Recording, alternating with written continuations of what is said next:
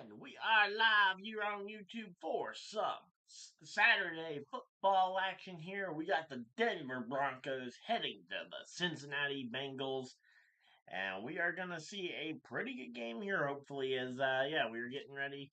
This could be a very important game in terms of the playoff race, especially after the Chargers went and won and clinched their wild card spot. This could be the end of the wild card discussion as the Denver Broncos, if they win or tie in this game, they will seal up the number 7 seed, and that will be every team having locked up their playoff spot there. We are also currently following a very close, in fact, tied game over in the Pop Tart Bowl between a friend of the channel, Never Give Up JP, and his Iowa State going up against my dad's college team, the University of Miami, as they hand it off. And again, we are going to try and follow both games, so hopefully you guys are excited. I know I certainly am. So there we go.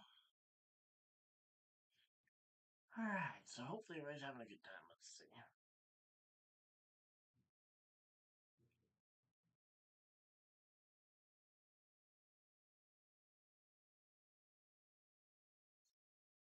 All right, so welcome on in. Hopefully everybody's having a good time.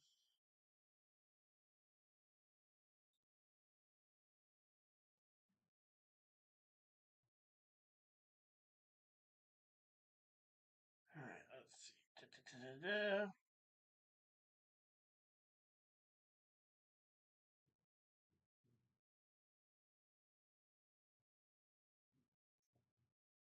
Alright, so yeah, we are chilling out though. Hopefully everybody's having a good time. Yeah, we will be locking in for this game here soon. Hopefully everybody's having a good time.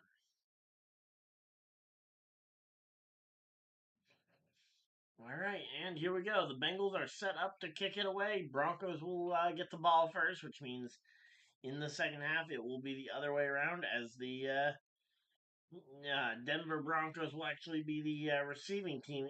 Will be the Bengals, will be the receiving team in the second half.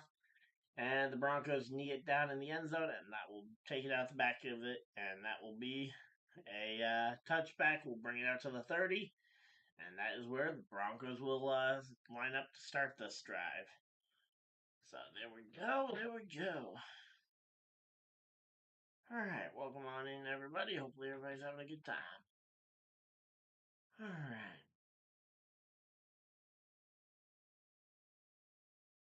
So there we go. All right, lined up and ready for the first snap of the game. We got the Denver Broncos. Bonix under center. Takes snap. Handoff here. Runs it up the middle. Finds number 38, and that's going to be a first down. A good 10, 11-yard gain there for Jaleel McLaughlin there. And it's a nice big pickup there on the first drive, or on the first play of the drive. Always like to see that. So let me go ahead and get this full screen so I can focus on this. We will, again, during commercial breaks and stuff, we will back out to the multi-screen with the University of Miami game. Another run play, this time Marvin Mims Jr. on the carry. Ends up running it out of bounds. Oh, no, sorry. It was a short screen pass. And, he actually runs into his teammate Adam Troutman there.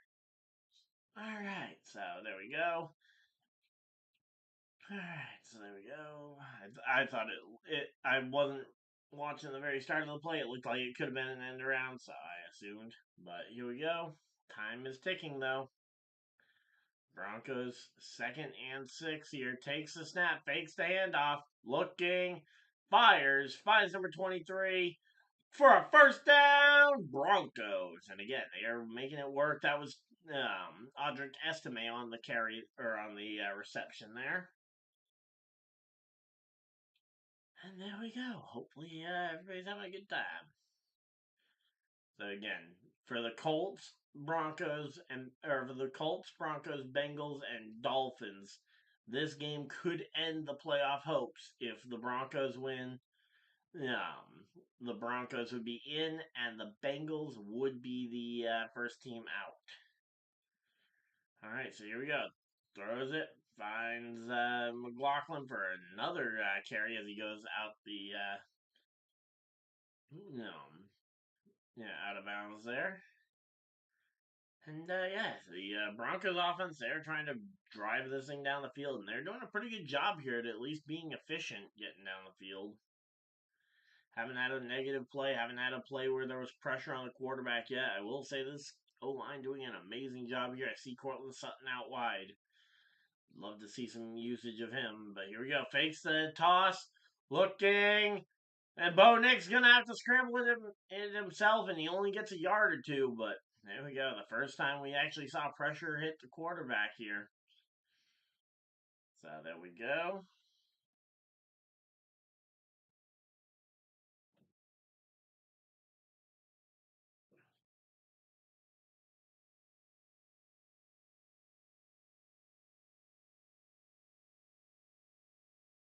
All right, there we go. So third and 5 here. Again, time continues to tick. Bo Nix in shotgun here. He's got a back off to his right. And he takes snap, drops back, looking, fires it up over the middle of the field and finds a receiver. Wow, and finds number 17. And that is Vele on the catch. All right, good job, Vele.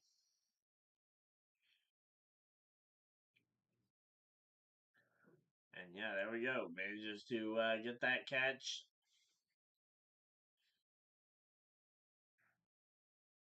Yeah, that was pretty impressive there.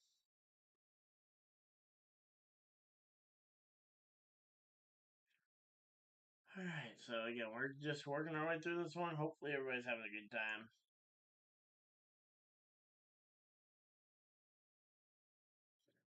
All right, takes snap, drops back, scrambles. He's running again, and Bo Nix takes it and runs it for about a 3-4 yard gain. And there we go.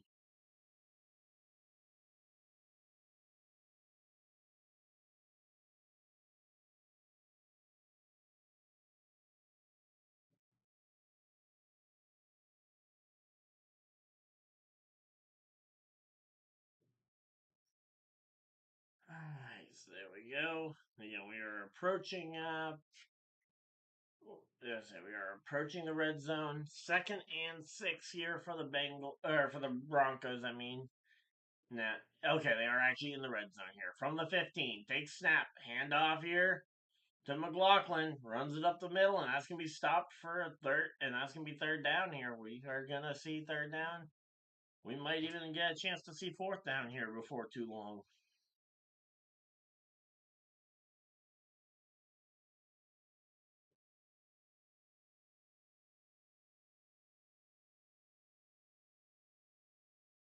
All right, let's see.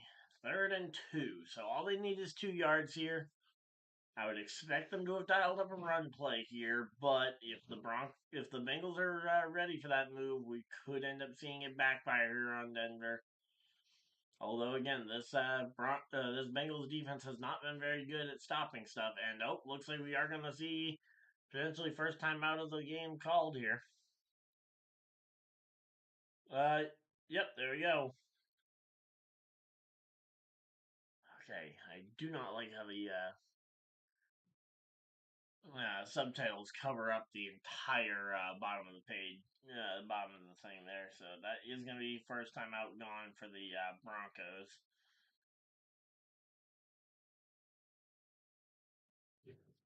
So that is the first one. I thought the words might have said second, but it's one of those things where I wish that they would put the subtitles up in the air, not down over the graphics.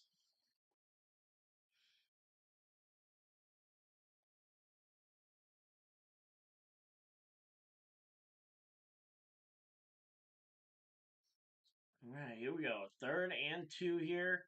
Bo Nix in shotgun. Takes snap. Drops back. Looking. Fires it up. Looking for the end zone. Incomplete. And I forgot to pause the timer when we had the timeout. So we will go ahead and correct the clock here in a moment.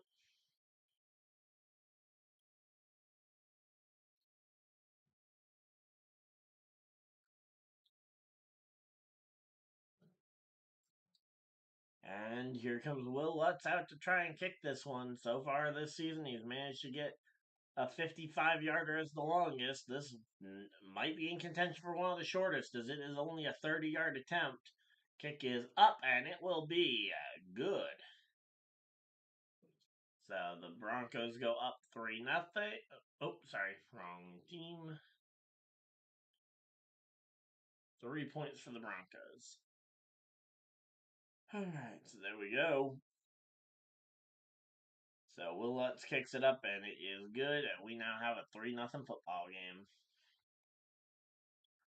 All right, so yeah, there we go. Broncos doing pretty well, and let's see.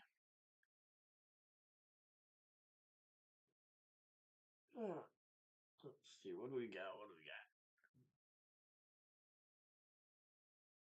All right, so we go to commercial break. Let's go ahead and check in on the other game. All right. Oh, Iowa State up 28-21 here in their bowl game. All right, so we are seeing this one. All right, and my University of Miami currently has the ball, so it is gonna be they're trying to tie this game back up. Oh wow, there's still plenty of time. I didn't realize. Oh yeah, the game started at 3:30, so yeah, we're only in the second quarter of this football game. Throws it up and touchdown, University of Miami. So Miami gets it done. Cam Ward, yeah, to Elijah Arroyo. Yeah, that is going to be touchdown, and that is going to tie this game right on up. I'm going to keep it in the multi-view then, since we're so far away. I thought might be closing in on the end game, but nope, we are nowhere near.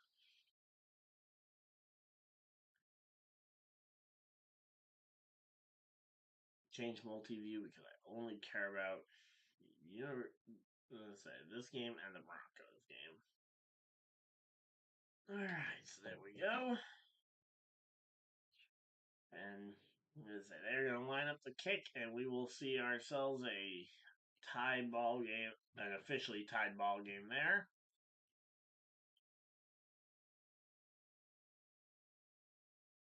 Alright, so yeah, there we go. We are just chilling out here. Hopefully, everybody's having a good time.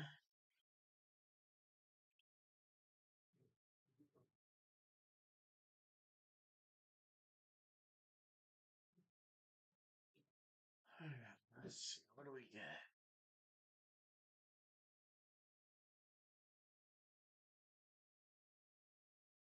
So I got the Pop Tart Bowl there.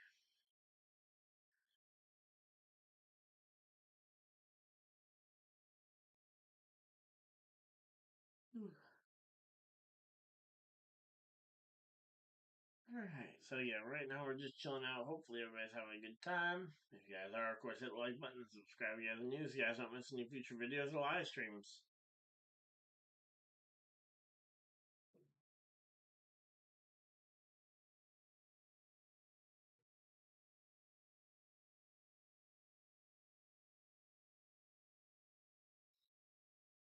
Alright, so here we go. They are coming back. They are back from commercial break, and we will be getting a chance to see the Bengals offense here for the first time tonight.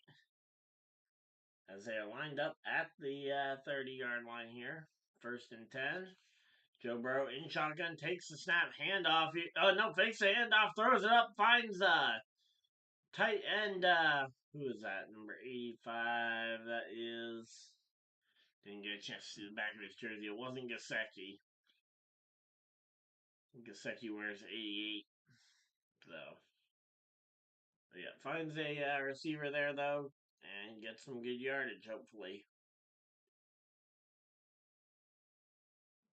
There we go. Of course, first person to pop in is a bot. Take snap, handoff here to Chase Brown, who fights his way, stiff arms one guy, fights his way all the way up for it. First down, Bengals. There we go. First down for the Bengals. Gets this one on the way. There we go. Let's see. Again, right now we're just chilling out here. Hopefully, everybody's having a good time. Let's see.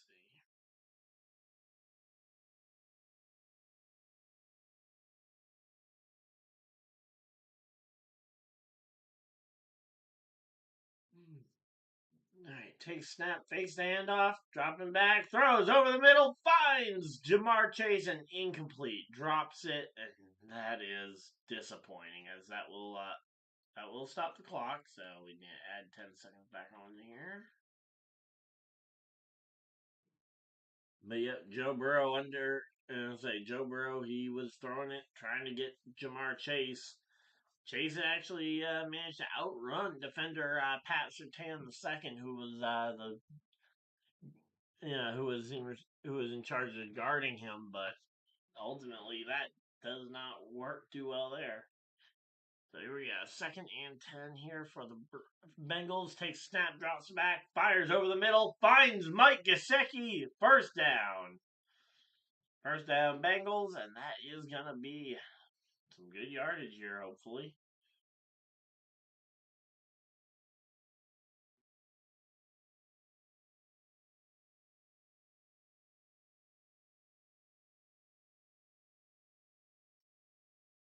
Let's see.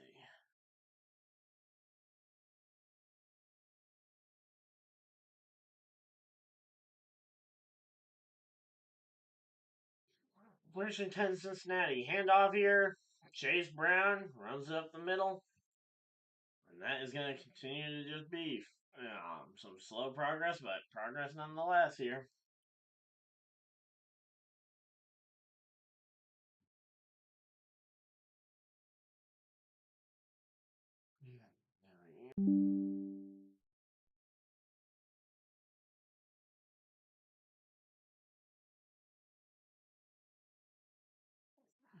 All right. So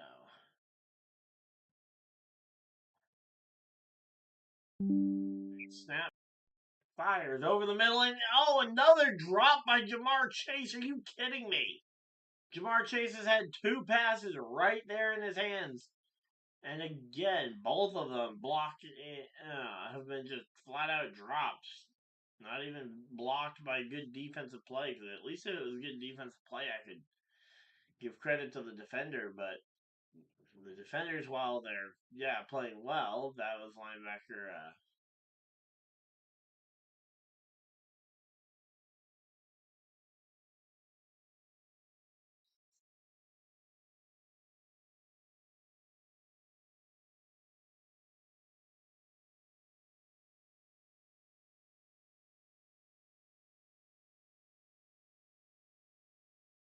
Here we go. Let's see.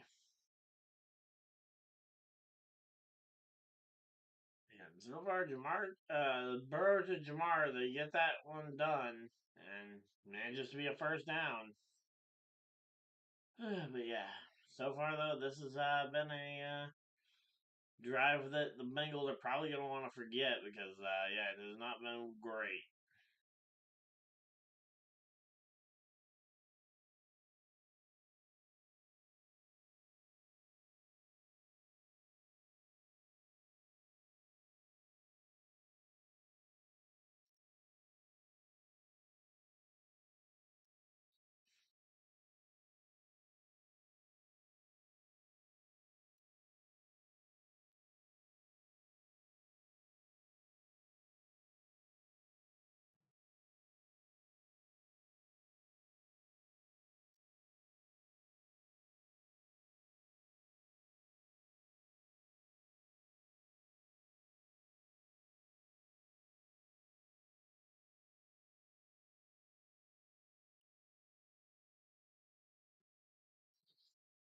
All right, let's see.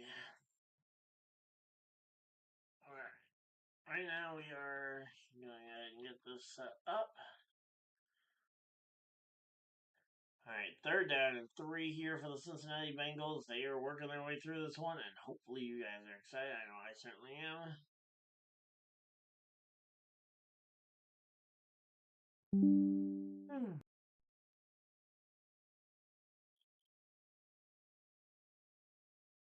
3rd down and 3 here. Let's see. Take snap. Handoff here to Brown, who fights and It's not even close to a first down, and that is going to be 4th and short for the Bengals.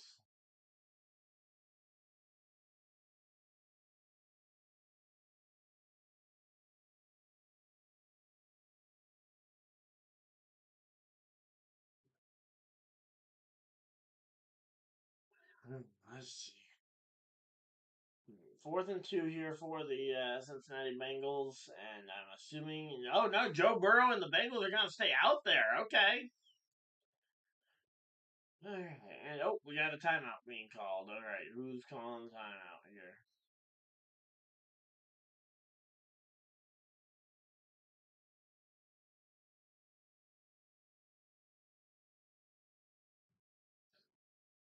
All right, let's see.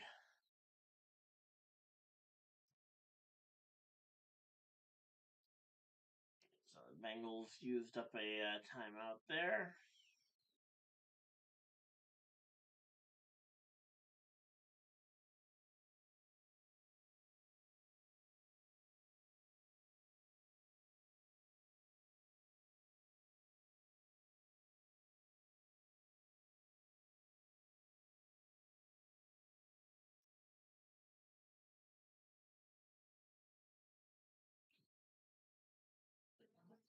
All right, here we go.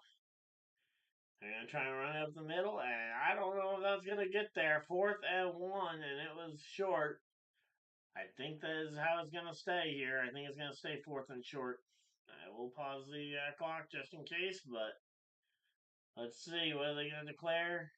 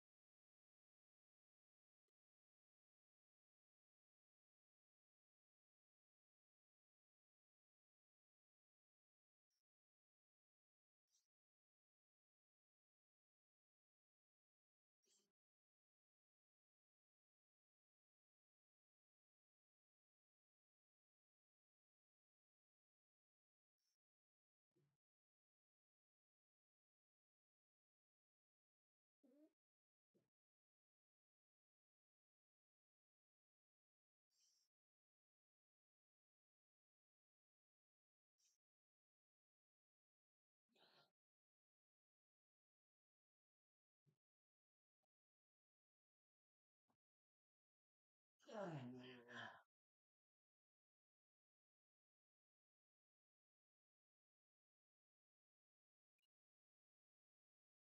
Let's see.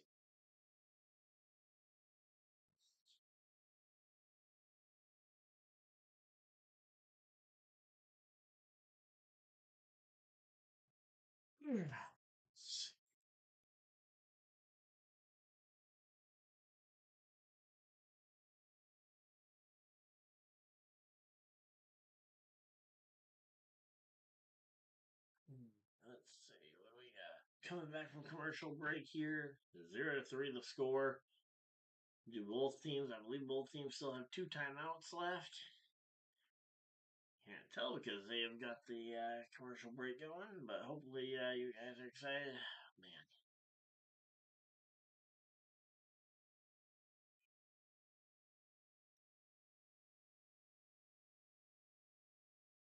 let's see. We do have time. So there's still quite a bit of time on the clock.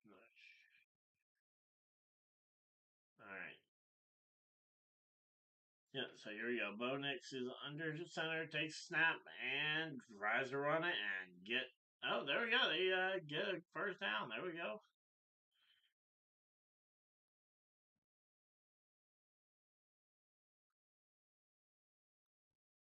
All right. Come on, come on, come on.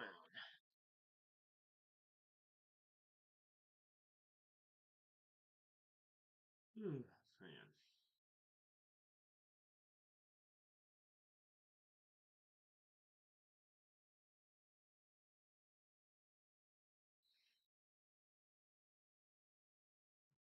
All right, here we go. Second and one here for the Broncos. Takes snap, fakes the hand. Oh, no, he's actually going to hand it off here. Jaleel McLaughlin, another first down. There we go. Again, the problem is this Bengals defense is so weak that any yardage against them.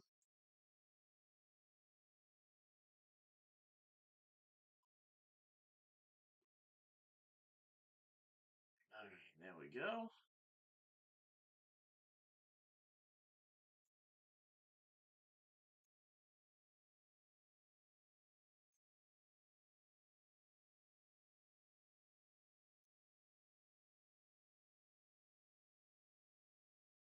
And here we go. Bo Nix in shotgun.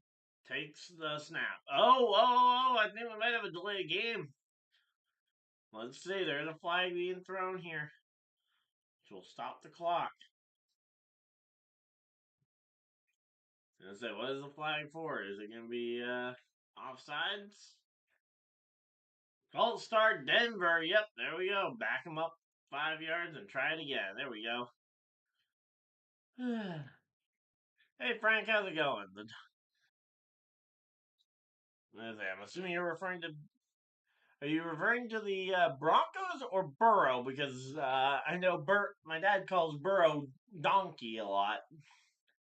But also the Denver Donkeys makes a lot more sense too. So here we go. Nice run up the middle on 1st and 15. And that is going to be second down. It's going to be second and a long one here.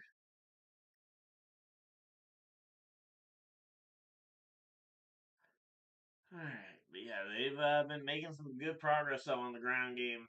Ground game and very short passes have been the recipe here so far today for the Broncos.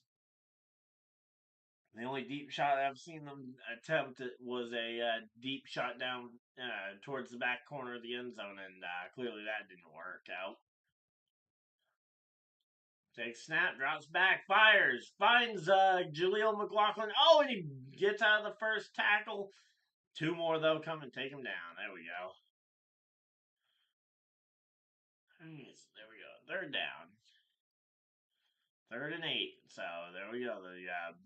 The Cincinnati Bengals actually have a chance at stopping the Denver Broncos from getting going here. As a Colts fan, we absolutely cannot afford to let this game get out of hand. Takes the snap.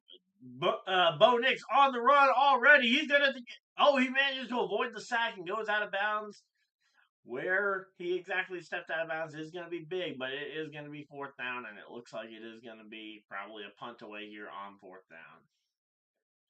So there we go.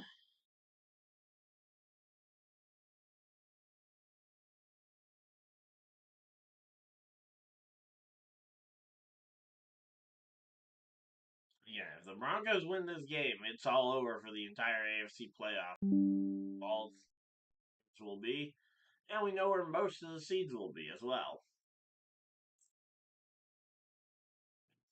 And here we go. The kick is up, and it is fielded at the 20 to the 25.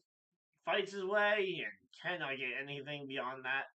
He gets stopped at about the 26, 27 yard line there.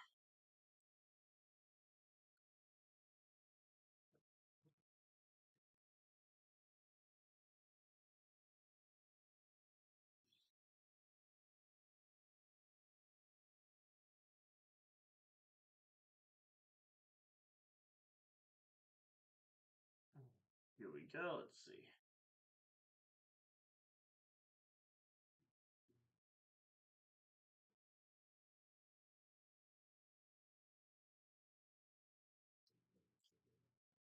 So at least in terms of the AFC, because that's what we're worried about today, because all the matchups today basically are AFC matchups.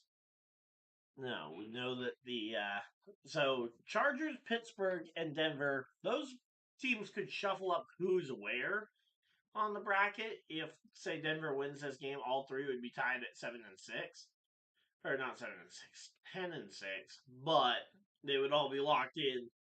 And I believe all three of them are basically locked into wild card spots, so they won't be able to jump up to the top seeds anyway. I believe even if let me just go ahead and double check. But I think even if Buffalo were to lose out, let's see, if Buffalo loses out and Baltimore wins out, is there a world where the Baltimore? Okay, so Baltimore could jump the Bills with a win against the Browns next week and 2 losses by Buffalo. So as long as Buffalo doesn't lose to say the Jets or the Patriots, that game could, say, they basically lock up the 2 seed. And let's just be honest, I don't see Buffalo really losing either game.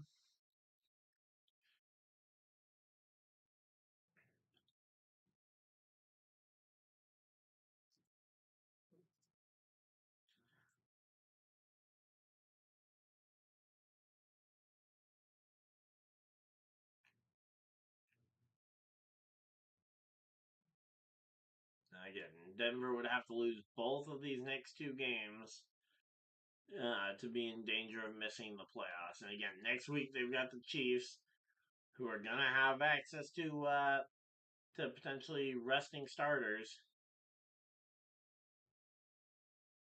So we'll have to wait and see. But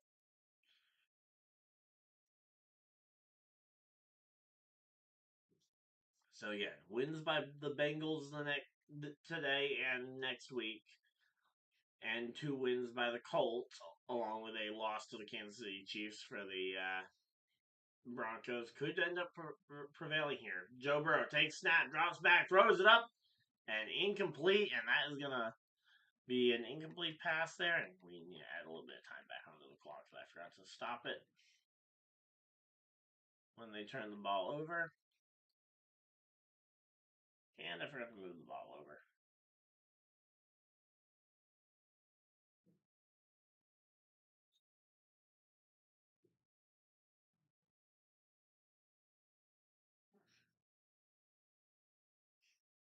All right, here we go. 2nd and 10.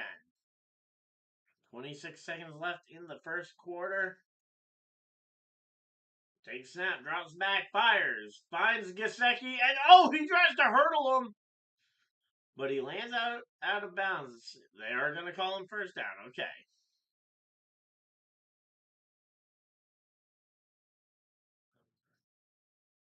I was curious as to whether or not they would count his last grounded location because he landed out of bounds. I know with when you're catching passes, it is important about where you land, but when you're running the ball, it doesn't matter nearly as much. So there we go, and that is going to be end of first quarter. So that is the end of the first here. As we go ahead and we drop into quarter number 2. Long way to go still, but is a 25% of the way done already.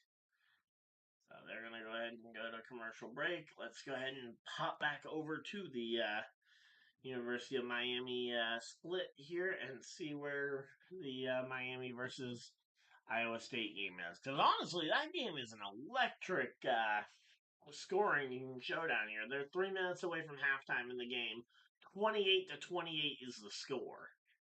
I mean, that is insane amounts of passing for a first half.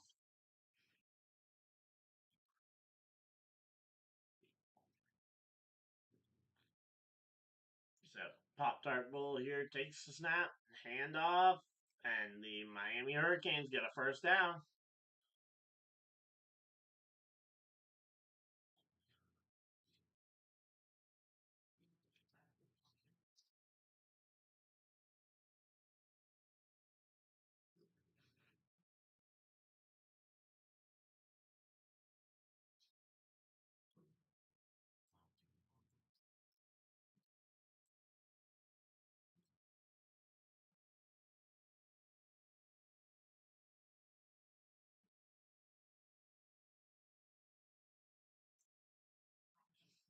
Alright, so there we go. Alright, so if the Cardinals win tonight, it does become a win and win the division for the AFC or for the NFC West. Now the question is, if Washington somehow loses both games down the stretch, and let's say Seattle wins the winning game, I believe that would put them. That would still put one of the teams out, and yeah, even a tie wouldn't get them there. Wow. Okay, I thought maybe a tie would get one of the teams in, but no. Washington holds all the tiebreakers.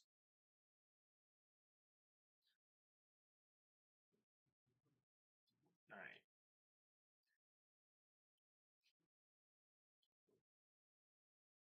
Yeah, Seattle already won their game this week, so there's only one game left for Seattle. That's the game against the Rams. So, let's see. So they win, they go to 10-7. So they are currently at 9-7. So a 9-7-1 is not as good as 10-7. So yeah, I guess that makes sense there.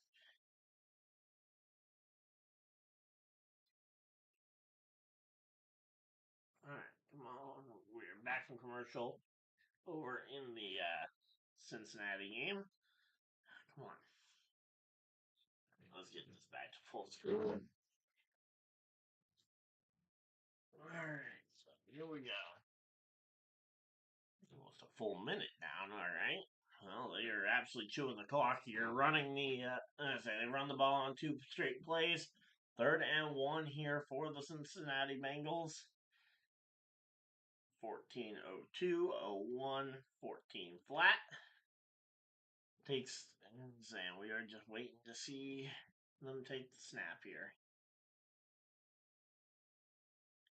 All right, Burrow under center here. He's got the back in the backfield here. Takes the snap, fakes the handoff, throws it up, finds a tight end for a first down.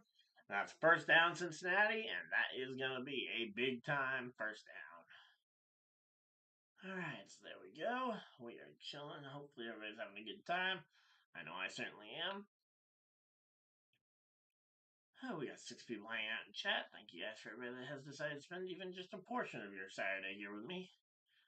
Yeah, here we go. Say though, showing how important Riley Moss is to this Broncos defense as one of only 2 white cornerbacks in the league. Here we go. Burrow fakes the handoff.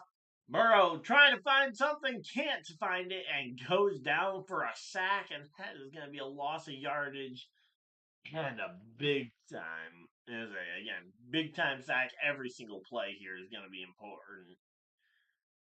6th sack of the year here. Which actually, that number is nowhere near as bad considering the fact that he's had 6 sacks on the year. And in Thursday's game against the Seahawks, the Chicago Bears quarterback, Caleb Williams, got sacked 7 times. And there we go. Takes snap. Fires over the middle. Finds Jamar Chase. And, ooh, he gets dragged to the ground. And as he gets dragged to the ground, a flag is thrown. My thought is holding. We'll have to wait and see. Holding, face mask, something like that, I'm assuming, based on where the flag was thrown out, where and when. Here we go. Let's see. Block in the back. Uh-oh. If that's blocking the back, that means that no illegal use of hands to the face. Penalty is declined here as Cincinnati got, I believe, more than 5 yards on the or got more than the spot of the foul.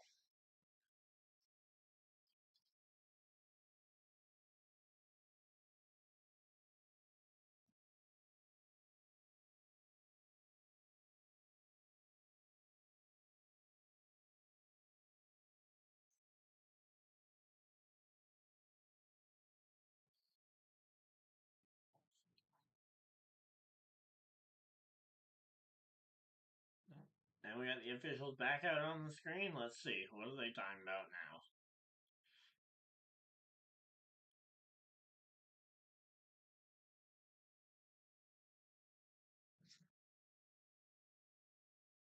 let's see.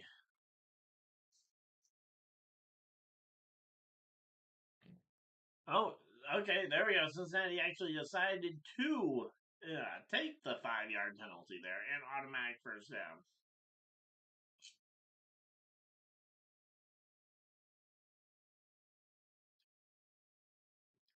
They initially declined the penalty, but they, I guess, were able to make a change of mind.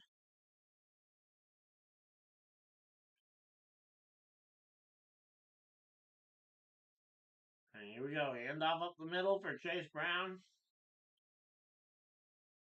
Man, the Bengals need some Ashton Genty in a bad way here.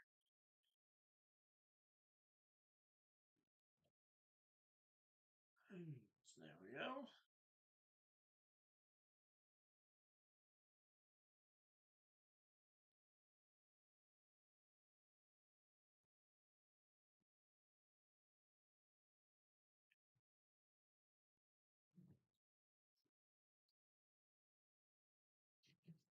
He snap, fakes the handoff, throws it up, finds Gasicki for about a 1 yard gain, and that's gonna be 3rd and 8. 3rd and 8. This is not looking good. A really rough start here for Joe Burrow and the Bengals. Here we go. Let's see.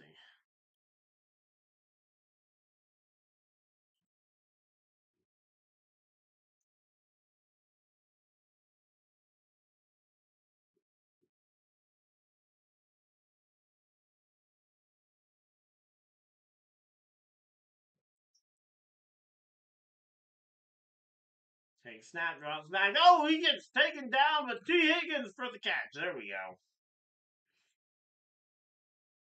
T. Higgins on the catch. That's what we needed. I've got T. Higgins in fantasy, so I want to make sure I'm seeing some points from him. I'm only in the battle for 5th place, so it isn't a big deal, but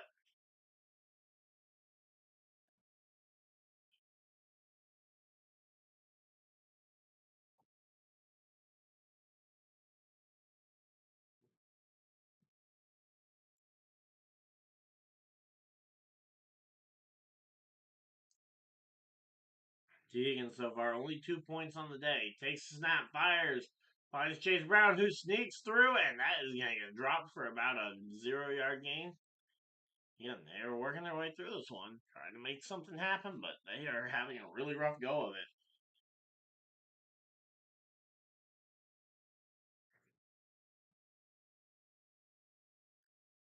And there we go, and throws it up, finds Chase Brown, and got taken down. Just watching that one again, he didn't do anything that he could have there.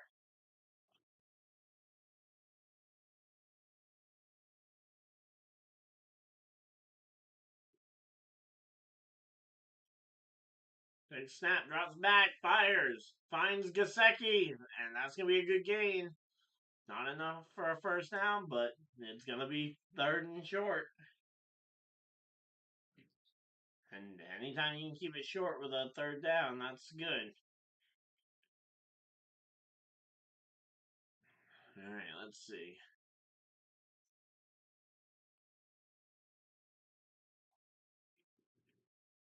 Joe Burrow has now gotten 7 straight games with over 250 passing yards and 3 touchdowns, and he's on a very bad.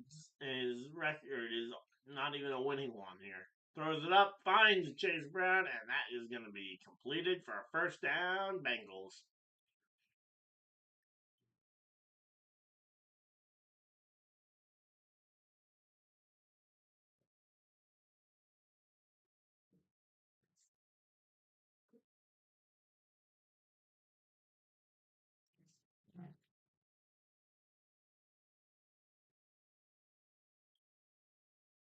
Here we go. Let's see.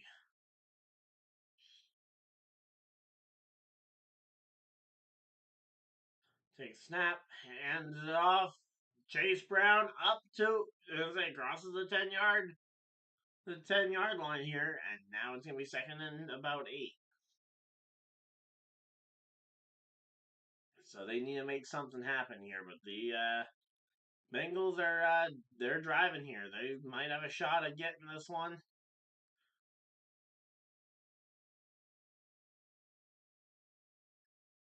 So most yards per carry here, or not yards per carry, but yards per game. Jamar Chase and T Higgins both on the list, despite most of the rest of the list being running backs. And we got a timeout being called here for Cincinnati. There's going to be a second timeout called here for the Cincinnati Bengals. And that will be. Alright, so we got 2 timeouts down for the Cincinnati. So the Broncos still have 2. Cincinnati has 1 left. And yeah, we are closing in on the end of this one. Hopefully, you guys are excited. I know I certainly am. Here we go.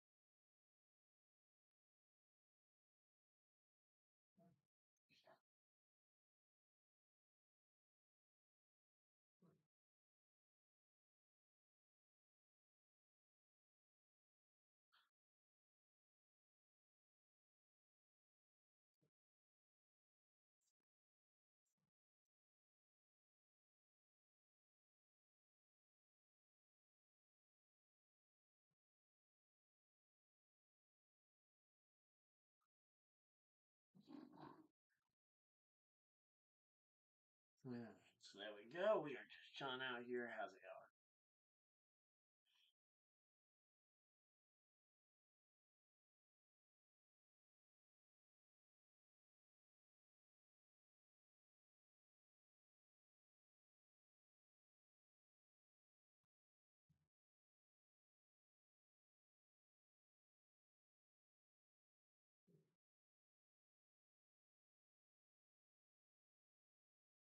Okay.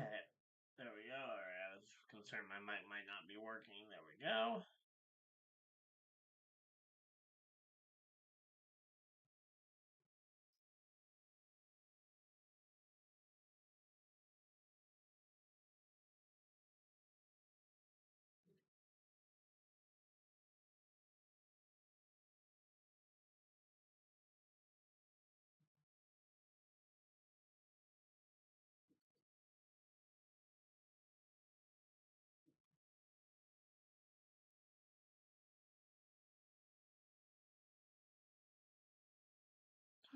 So there we go. 2nd and 7 here for the Bengals as we come back from the commercial break. Takes the snap, drops back. Joe Burrow thrown to the end zone. Incomplete. Oh, and we got a flag.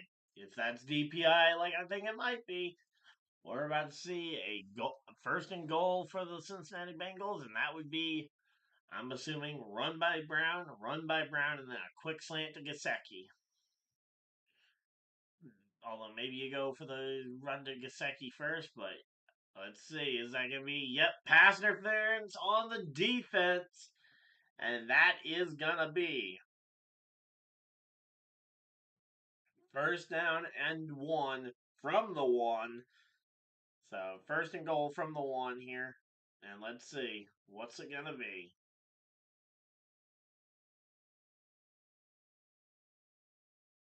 Wait, Joe Burrow and the Bengals lined up.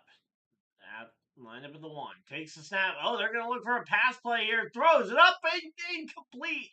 All right, they went for the pass to Gesicki first. Okay, a little bit of a surprise. Good on them for keeping me on my toes here. And let's see. That was an incomplete pass. That will run 4 seconds off the clock. And man, Gesicki almost hauled that one in too. If that had just been a little bit closer to him, he probably hauls that one in. And we are looking at a 6-3 football game right now. If that had been the case, but instead we are now 0. We're still 0-3, and we are trying to punch it in here. This time they look like they're in position for run play. Handoff. Yep, there we go. Chase Brown, and Brown gets stopped and might have gotten back the line of scrimmage. We'll have to wait and see. If not, he might have lost a yard, which is definitely not the way you want to be going when you're at the goal line. And again, the Bengals offense is really good, but the problem is, again, you just don't have a real game-changing running back. You got a running back that can just keep you that can go with the flow there, but typically you want more than just go with the flow when you're from a running back. So, yep, they lost 1 yard here. 3rd and goal from the line here. Takes the snap, throws it into the corner, and Jamar Chase drops it again. The 3rd costly drop by Jamar Chase so far today. Jamar Chase stinks today. Come on, man.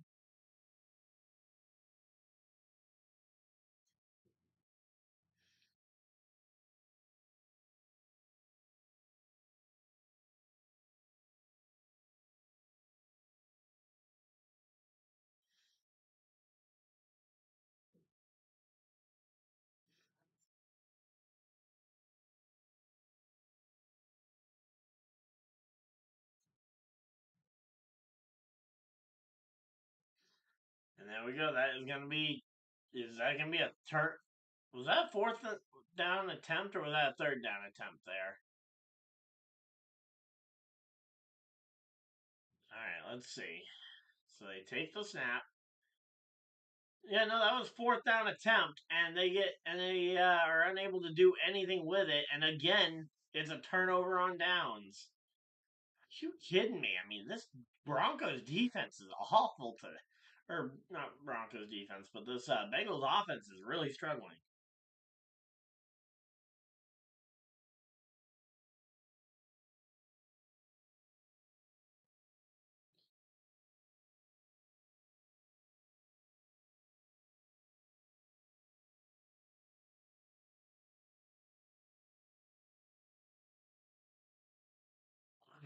There we go. Well, I'm going to go ahead and throw a quick commercial break in, and I will be right back, guys.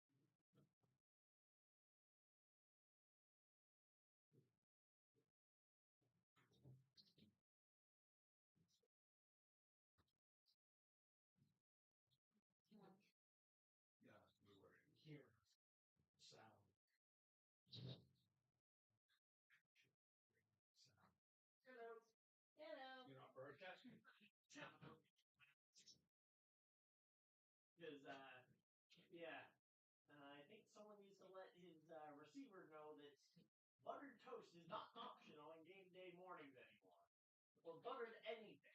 Okay. Tell us what you mean. Jamar Chase has now dropped 3 passes, including a pass in the end zone on 3rd down a moment ago. Lovely. Yeah. So quite literally, Butterfingers.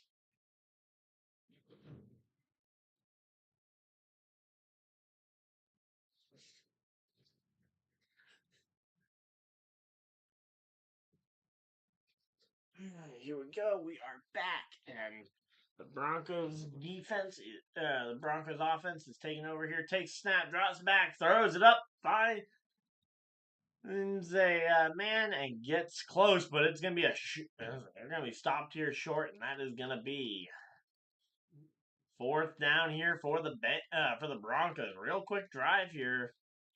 Looks like it might be over before it even really began here.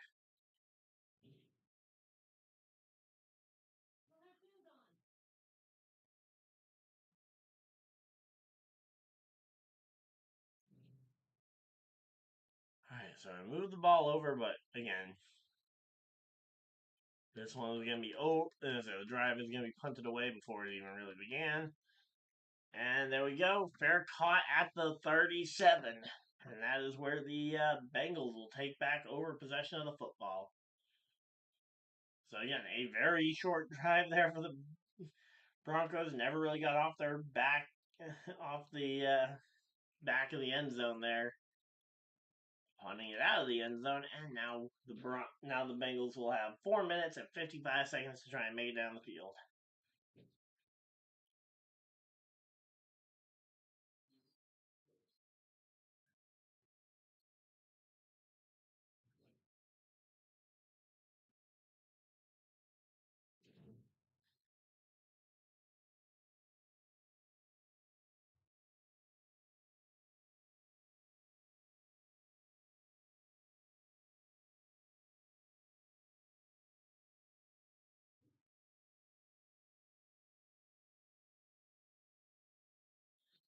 Alright, so again, there we go.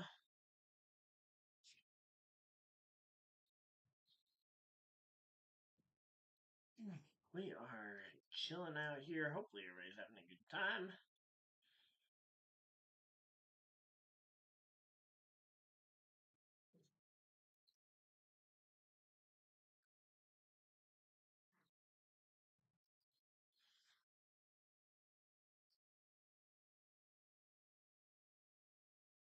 Alright, well, looks like the Bengals are the favorites to win, which, granted, we're rooting for the Bengals to win because Colts fans, Dolphins fans, and Bengals fans all kind of need to root for them because at this point, that's the only way that we stay alive for one more week.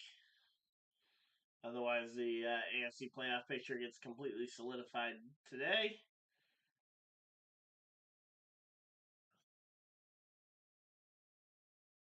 Let's see, what do we got?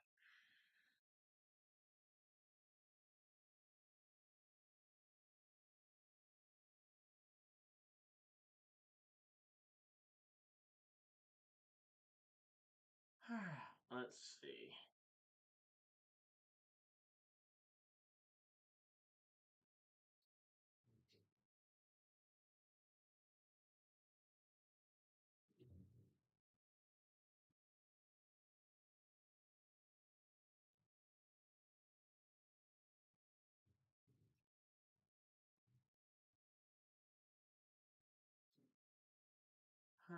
Come on.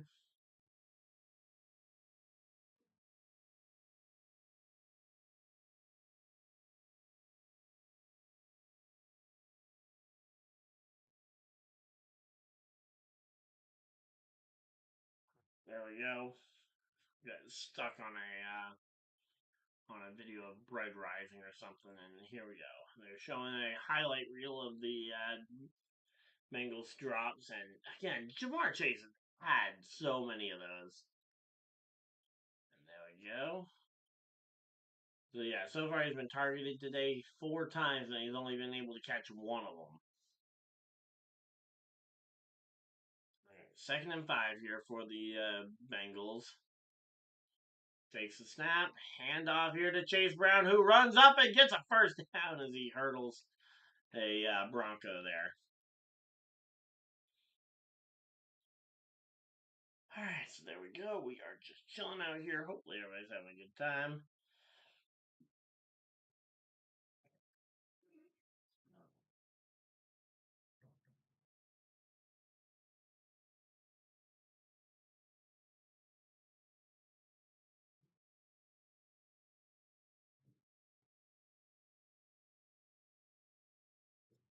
Yeah. All right, here we go. Takes the snap, drops back, looking short pass attempt, and almost picked off there by big D lineman there, number 92 Tillman, and we got a flag. What's the flag for? Late flag throw. Was there was it ineligible man downfield here? Let's see. All right, what's it gonna be? No, illegal contact by the defense. Automatic first down. Okay. Oh, yep. There we go. Yep. So, and he actually held the guy a little bit there too, Gasecki. But so far, four penalties on the Broncos. Bengals have yet to be penalized, but again, it is still somewhat early. Takes snap, drops back, throws it over the middle, finds it, and it is going to be number 80. I have absolutely no idea how to pronounce that name. And there we go.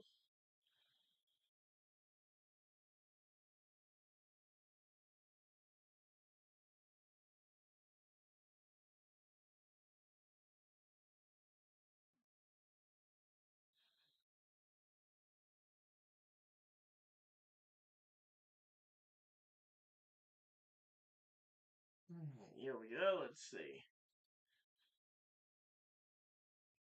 Let's say so far, both possessions for the Broncos today have ended on fourth down. Here we go. First down. That time throws it up to T. Higgins, finds him, and that's gonna be second and manageable.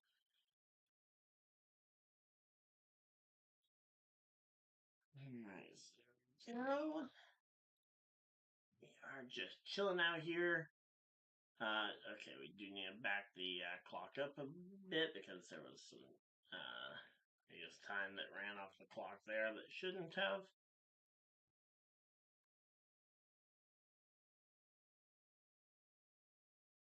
And oh, there we go. Jamar Chase holds on to that one. There we go. That's the kind of stuff we needed to see from Jamar Chase if the Bengals were going to win this game. First and goal, Bengals. There we go. That's the kind of plays we needed.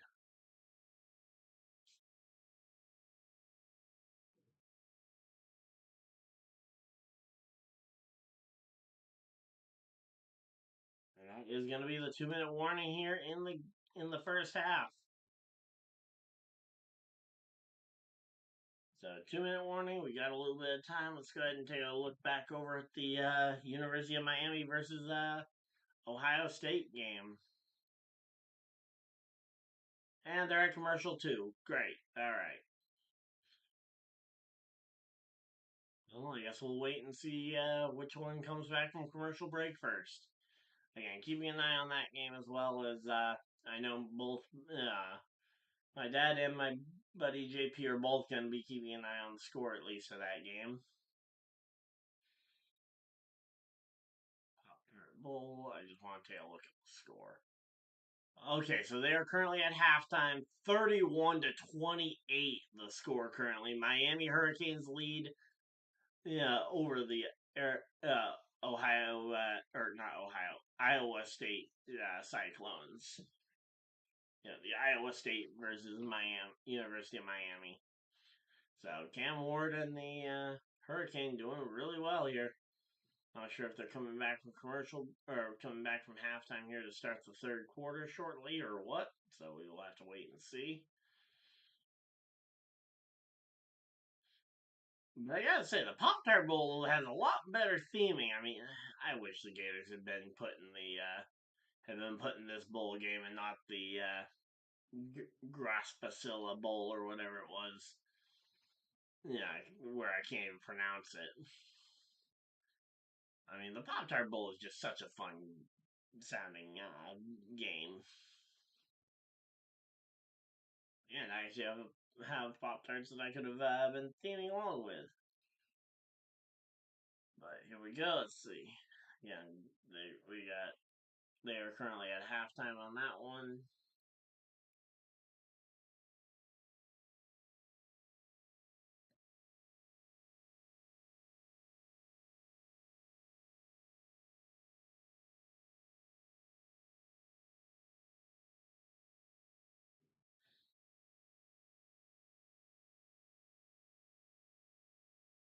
Alright, looks like we are coming back from this one here shortly.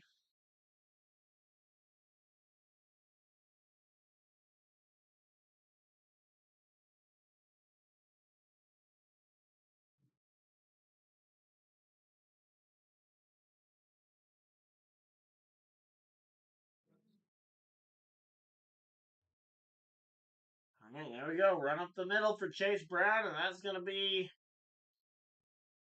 Yeah, that's going to be second and short here. Second and goal.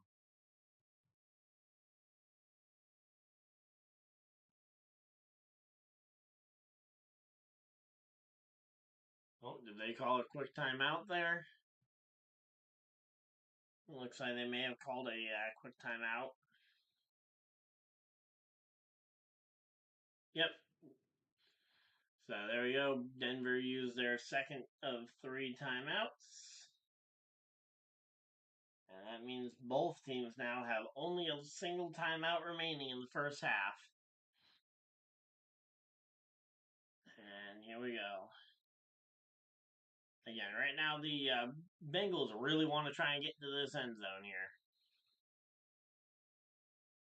All right, lined up in shotgun here. Joe Burrow. Joe Burrow takes snap, drops back, throws over the middle, finds T. Higgins. Touchdown, Bengals. There we go. Touchdown, Bengals. And about time we get on the scoreboard, and it is T. Higgins with the catch. And there we go. So a little bit unfortunate for my dad not getting the touchdown catch for Jamar, but hey, at least they got it to somebody who can catch a ball. And there we go. T. Higgins gets it.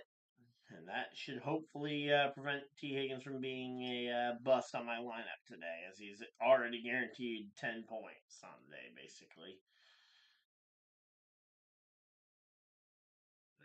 I didn't really have many better options, and I definitely glad I benched Sutton.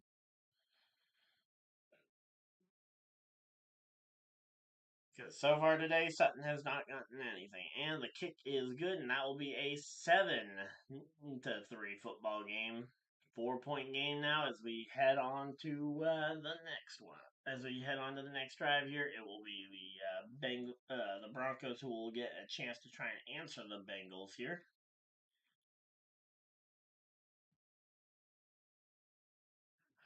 So there we go. Again, right now the Bengals are favored in the in-chat poll, but all right, real quick, let's go ahead and see where my dad's at in his game.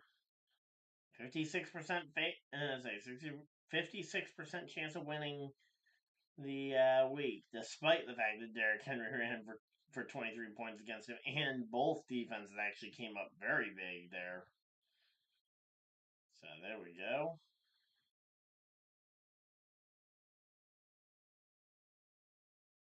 So I think my dad will be fine, even though Jamar Chase is certainly not playing well. And here we go. Let's see. First, let's say they're talking about first half stats over on the Pop Tart Bowl. I don't know if they are done with the halftime yet or not, but we'll have to wait and see on this one. All right. Hopefully everybody's having a good time. If you guys are enjoying the stream, feel free to drop a like and feel free to let me know who you guys think is going to be representing the AFC in the Super Bowl. I feel like that's an interesting one. I feel like a lot of people are probably going to say Kansas City, but curious to see who you guys think could be the Kansas City Slayers this year. Because Again, it's one of those things where we've never seen a 3 time in a row Super Bowl. I don't think we've even seen a team appear in the Super Bowl 3 straight years. Let alone we've definitely never seen a team win 3 Super Bowls in a row. So curious if that same fate will befall them. But there we go. The kick is away, and it will be starting the second half over in the Pop Tart Bowl.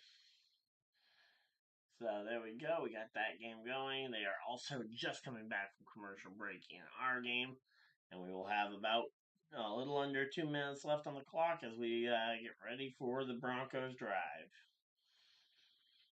So again, Joe Burrow putting on a clinic of a performance this year. Unfortunately, he won't get any recognition towards the MVP just because his team's record is terrible. Oh, come on. And there we go. Yep, the kick is to the back of the end zone. They're going to knee it down, and they will start it at the 30-yard line, and that is where they will take over possession of the football. So welcome on in. We got 8 people hanging out in chat. Thank you guys for all 8 of you guys that have decided to spend even just a portion of your day here with us.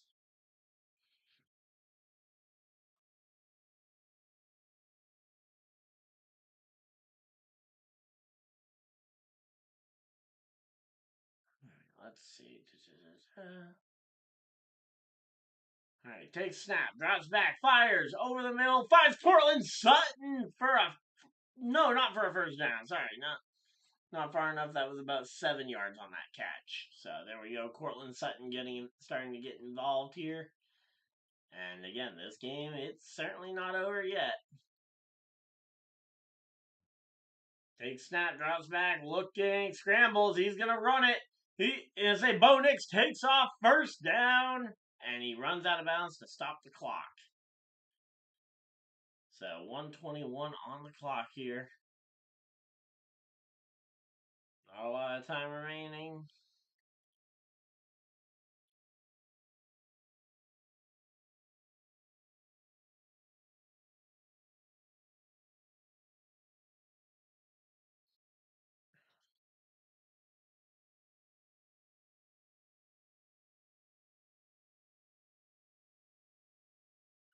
Let's see. Takes the snap. Bo Nix finds Troy Franklin for a loss of yards there. And this time they stop him inbounds, and now that clock continues to tick here while Bo Nix tries to rally his Broncos here. 2nd and 12. So loss of 2 yards on that one. After trying to throw it to his college buddy. Takes a snap, drops back, looking. And oh, here we go. Bo Nix throws on the run, finds a receiver, and gets the first down. Bailey. And they are closing in on it, but they got to save that timeout so they can stop the clock to kick the field goal here. They are still just outside of field goal range here. Takes the snap, drops back, looking. Bo Nix gets sacked, and that is going to be the thing that will force them to call, I believe, their final timeout here. No? Okay, you got to get set up and spike this ball here quick. Because there is not a lot of time remaining on this clock. As either that or you can use your final timeout, which would be, looks like that is what they have decided to do.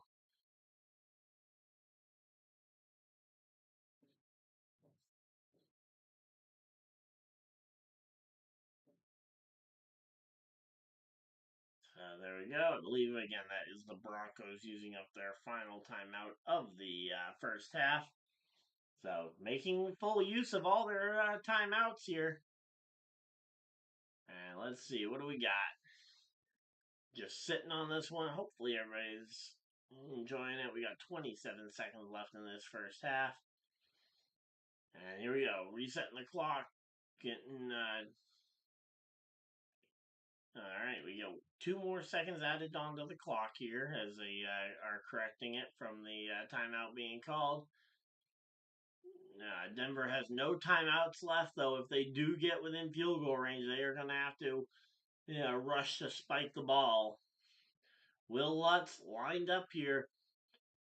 Actually, Yeah, I mean, they're going to have to get it on this play. They're going to have to get into field goal range because they don't have a way to get a first down otherwise. Takes the snap, drops back, looking. Bo Nix scrambles. He's looking.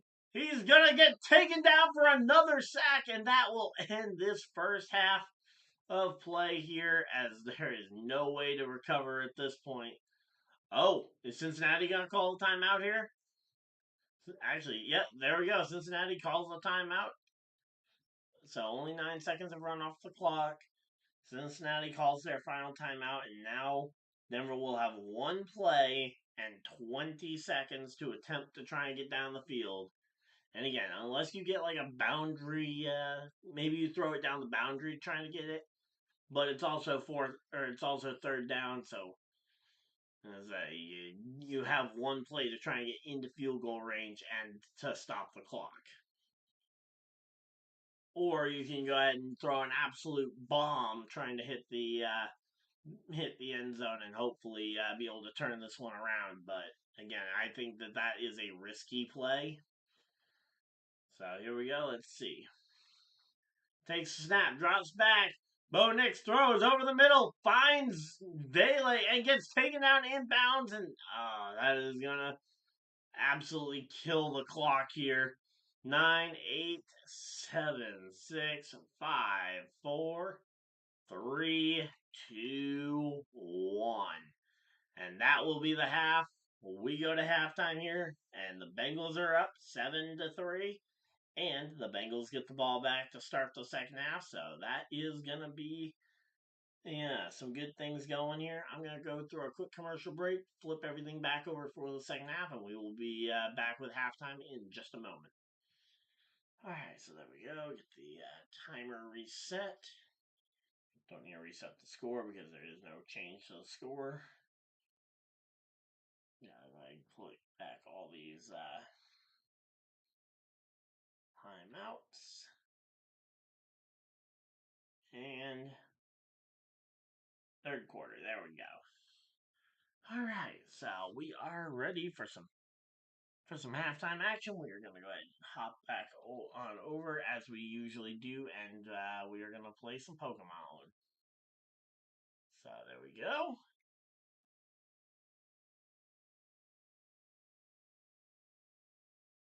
Boom.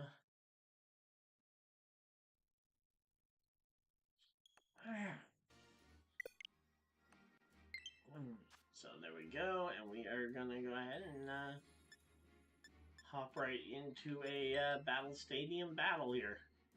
So again, if you guys are new here, we go ahead and we play 1 to 2 matches to help fill the time here during halftime of the game. Yeah, basically, so there's not nothing to talk about, although there is the Pop-Tart Bowl as well going on, which we will keep you guys updated on. The University of Miami versus Iowa State. So there we go. And again, that game is still 31-28, the same score it was at halftime. And they have 9 minutes, 30 seconds left in the third quarter over there. So, quick little Pop-Tart Bowl update. And again, we are going to go ahead and, oh wait, no, not going to do a ranked match because, actually I could do ranked doubles, but honestly singles is just more fun.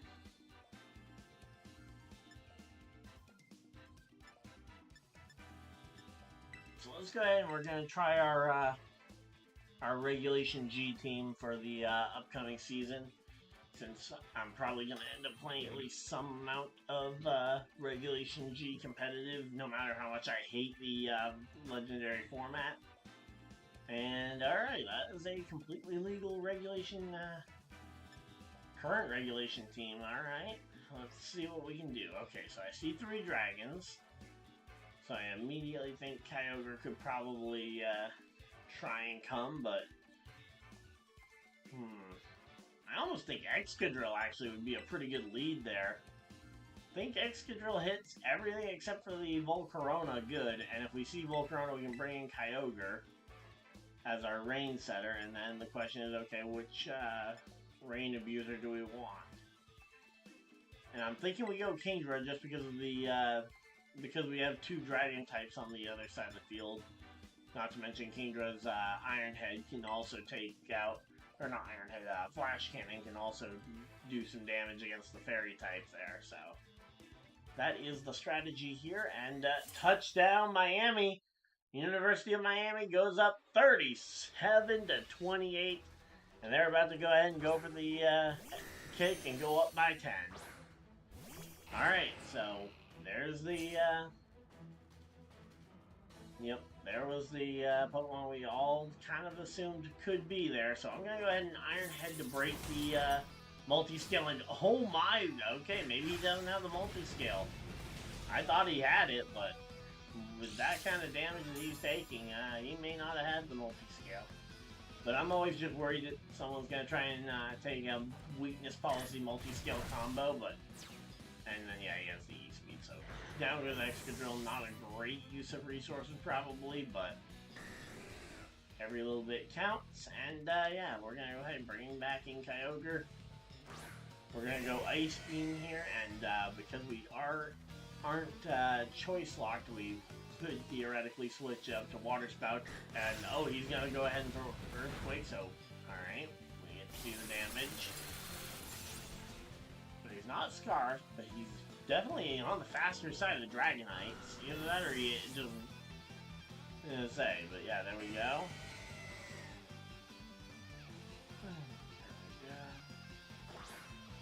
And in comes... Okay, so he might think we're choiced. I'm gonna go ahead and throw out the Water Spout just because it's 100% accurate, and oh no, he's grass. He's gonna be Terra Grass, isn't he? Should have assumed that and just thrown out the Ice Beam, although...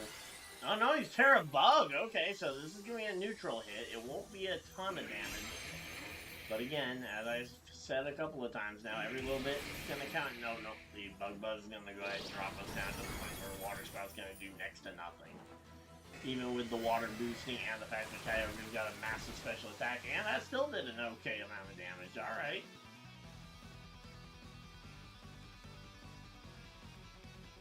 I'm going to throw the Ice Beam. I'm going to save the potential Terra for my third Mon, because I think my third Mon could be the difference maker. We survive on 7. So we survive on 7 health here. Take the... Alright, so we take down his Terrastalized Pokemon. He is going to have one Pokemon left. We have essentially one Pokemon left. But we do have the potential to... go ahead and figure out what we want to do here based on the potential. Alright, so what do we got for turns left? We only got 2 turns of rain left.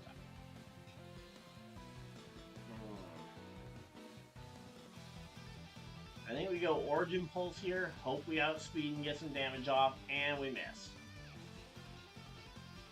And now he goes Hammer Arm and he misses. Okay, we are... gonna be in a weird spot here. Okay, Origin Pulse again. We try and get this damage off onto it while we got the rain. Alright, he has the sturdy ability. He gets brought down to 1. Heavy Slam does take out the Kyogre. And now we have a 1v1 here lined up. And hopefully we can be... and we lose access to the rain, but hopefully we are just still naturally faster than a rock. And we can throw a quick Flash Cannon and end this thing. So there's our pretty purple Kingdra. And again, Flash Cannon, not even going to worry about any sort of fancy terrassalization stuff. Wait, are you kidding me? He's Focus Pan. Are you kidding me? Alright, so he goes Hammer Arm, drops his health. Alright, let's see. Does the Focus Band... Okay, Focus Band doesn't save him twice. If he survived twice on the Focus Band, I'd be asking for a count as to what's going on. So again, I won't be streaming the later game tonight. I'm only streaming the one game. But yeah, here we go. Alright, and they are kicking this one back to the back to Iowa State. So again, they are getting ready for that one. They're talking right now with Sean McVay ahead of his Saturday night matchup here between the Rams and Cardinals. So there we go. We are chilling here. Alright, welcome on in. We got 6 people hanging out in chat. Thank you guys for everybody that has decided to spend just a portion of your Saturday here with me. MJ28 is who we're going to be playing up against. Why do I get the feeling that this guy is going to be hacking? And based on that team, I think we go ahead and we bring... I think we bring Tornadus, Kingdra, and I think we go double rain setup here. Yeah, for the Kyogre. I just want to lead the Tornadus, so if I see one of those 2 grass types in the lead, because if he sees my rain team comp, he very easily could lead a grass type and try and take me down. So I think if we lead the flying type, that should give us a chance to try and survive it. And possibly even take him down. So there we go. And oh, he either called it or he just led very well here. The Iron Treads with the Quark Drive Booster Energy. Okay, so if we can force him to switch out, that would be ideal here. Alright, so let's go get the Rain Dance up first and foremost. We'll get the Rain Dance up and then we'll worry about what to do about him because, again, he goes Stealth Rock, so he's gonna try and hurt us with the Stealth Rocks. Alright, what is our... oh yeah, we got the Damp Rock over here for added rain duration. I could've gone Weather Ball. Okay, well, we can go Weather Ball in the next turn, and maybe he won't be expecting it after a Focus Blast goes and blasts him off the face of the Earth. Okay, yep, he's just gone. Okay, he's gone in one hit. There we go. So we take him down. Welcome on in. We're climbing up to 7 people. Again, we will be back with the game stream as soon as halftime is over, as we are closing in on the end of the halftime break here. Again, I will not be streaming the Cardinals-Rams game tonight, so I apologize if anyone was hoping to get a chance to see that here on the channel. Again, I won't be streaming. I'm gonna be busy with something else, so. There we go. I also got work early in the morning, so there we go. Now let's see. Tornadus. Oh, and the Terra. Okay, so he's going Terra Water. He's going to get a special defense boost. And let's see. What does he click here to do just maximum damage? I obviously didn't click the Water move, because I wasn't going to give him Water Absorb for free. And he's just gonna go, okay, he's just gonna go stab Ivy Cudgel in the rain. I actually kind of hope he, yeah, there we go, take me down. Now I can go ahead and bring in the Kyogre. Kyogre in the rain. I'm trying to think, he almost certainly does have a grass move, so we'll go Terra Electric to mitigate his, his grass typing. And we're going to go Terra Electric, and we're going to go Thunder. 100% accurate because of the rain. And, yeah, we will be able to go ahead and take this thing down. And then it will be a 1v2. And hopefully we still have some rain left over at the end. Because, yeah, I've got, obviously, my 1 rain abuser still in the back. Alright, there's the Horn Leech. It is going to do some damage. And then here's the big Thunder. Again, super effective. 100% accurate, not enough to kill. Oh, but we get the Para. Okay, there we go. We got the Para. And now we can outspeed on the next Thunder. Still guaranteed to land. And we outspeed after the paralysis. That is the important thing here. Now, there we go.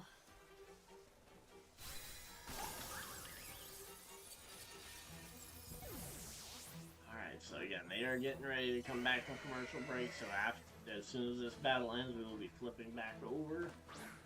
And it's the Calyrex Shadow Rider. He is the 3rd and final Pokemon here. And let's see. We're just gonna click the Thunder again. I'm expecting the After Barrage gonna go ahead and probably take us out. Oh, we survive on 5. Alright, let's go. Surviving on 5, we get our Thunder off, that's going to be a big, and please give us 30% chance to paralyze, we didn't get it. Alright, so now we go ahead and we take our lumps, we lose the Kyogre. Calyrex is going to get its +1. but we have ourselves we have the rain, we have the speed, hopefully, and we can try and figure out something to do. Rain should last another turn or two, I believe. And we have some options. I think Hurricane probably our best bet here. Kick is up for the second half. And it will be returned. Okay, here we go. To the 10, to the 15, to the 20, to the 25, and taken down short of the 30. Alright, so how many turns of rain do we have? We have one turn of rain. That's all we got to do.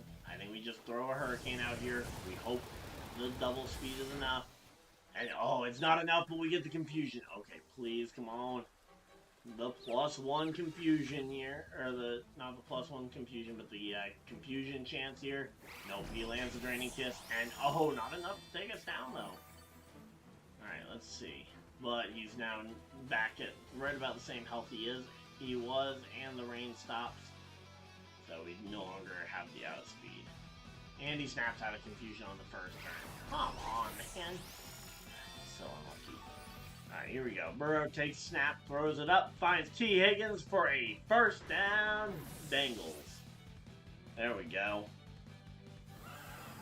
So again, I will just back us out to a safe menu to kind of pause that, and then we will flip back over to the to the scoreboard. Alright, so there we go.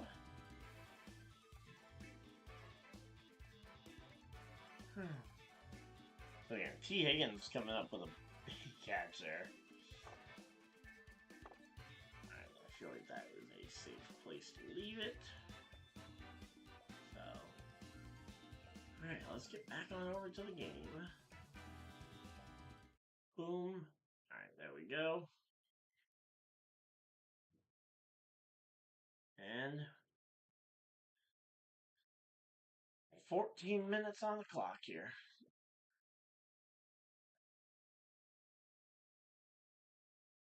As we go back from the commercial break here, or back from the halftime, and we've got time of possession in favor of the Bengals. So far, the only two the only two fourth downs they've seen have been the two fourth downs they didn't convert. Here we go, Bengals. Joe Burrow in shotgun, takes snap, drops back, looking, fires it up, and finds no incomplete. Oh wait, was that incomplete or was that fumbled for a? I'm assuming it's going to be incomplete, but we'll have to wait and see on that one because that could be a completion with a fumble at the end, and they were acting like it. So let's see. Again, I don't think he caught that. I think that is going to be an incomplete catch. Huh? Actually, no. I think he go. Okay, so I think that's just down. I think the ball got ripped out after he was down. So that is going to be. Yeah, I think that's just going to be a completion. I don't see why that wouldn't be. Initially, I thought maybe if the ball got ripped out before he landed, maybe it could be ruled incomplete pass. Yeah, or if he landed or if he got his feet down and had control and then lost the ball from the tear out, potentially I could see the ruling on it being the fumble, but both of those are going to be tough ones to see. All right, so there we go. We are back, though. Hopefully everybody's having a good time. All right, let's see.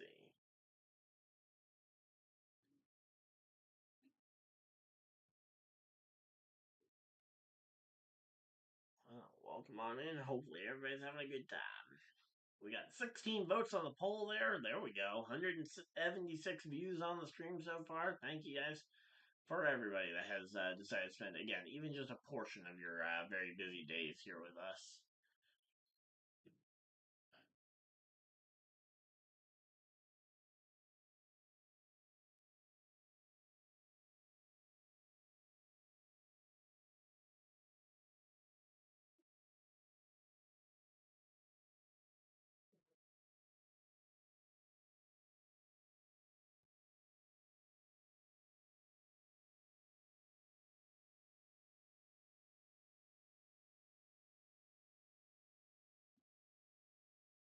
right, so here we go. Let's see.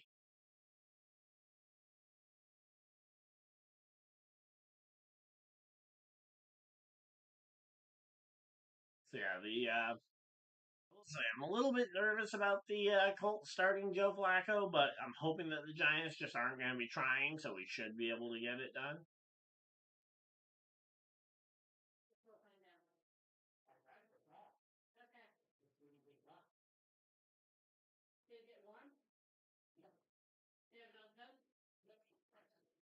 Let's see.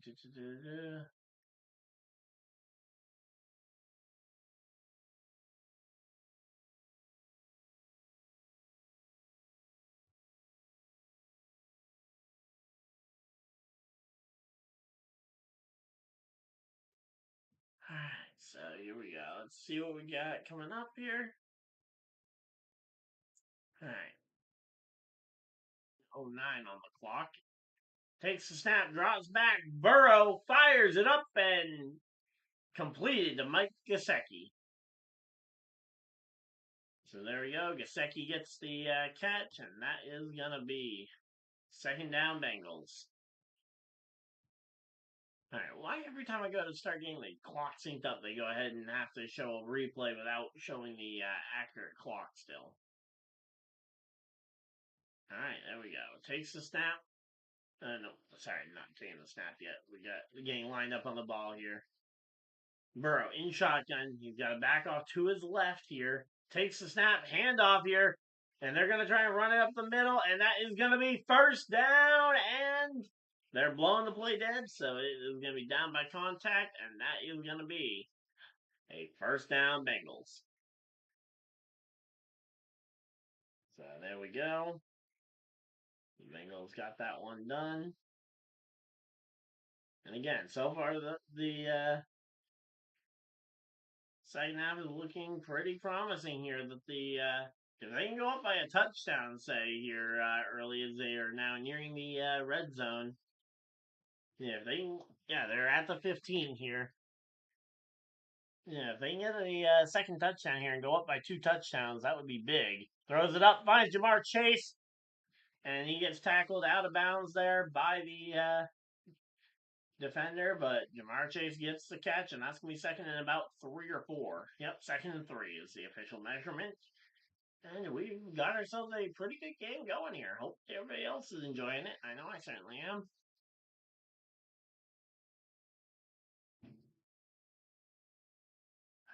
There we go. 11:16 on the clock here and ticking.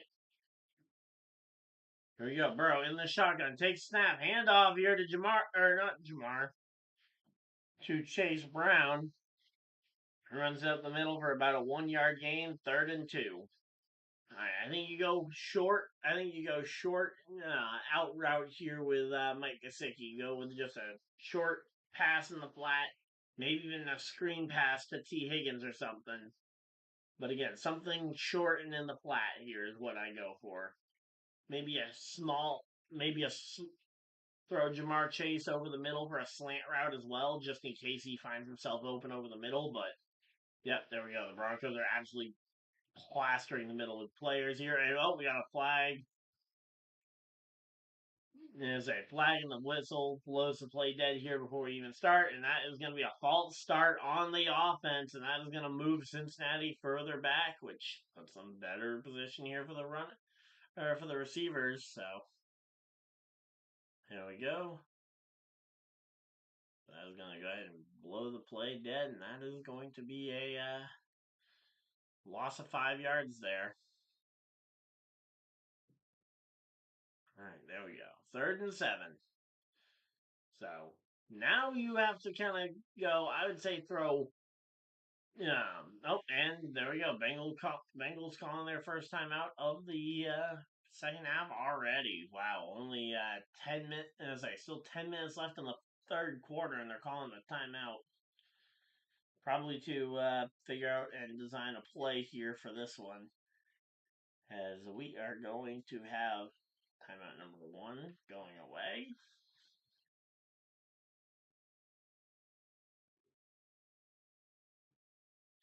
All right, let's see. So second and all right. So 3rd and 7 here. I think you go ahead and you send Mike Gesicki up the middle on a narrow slant where he'll cross over the field.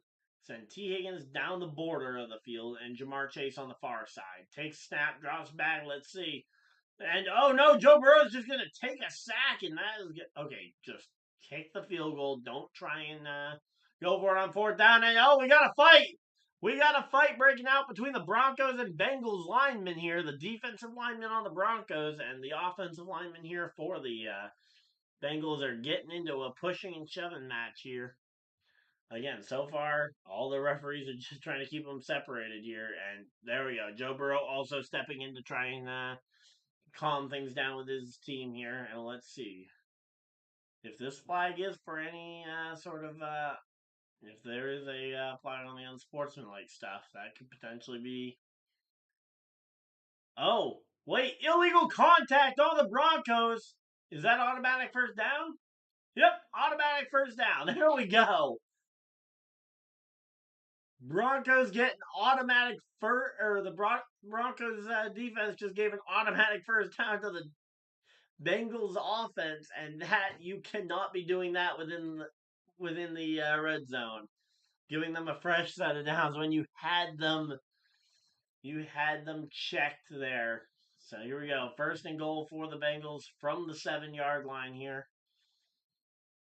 Yeah, Burrow all alone in shotgun. Takes the snap, drops back, looking. We do have a flag down, and Burrow once again going to take a sack here.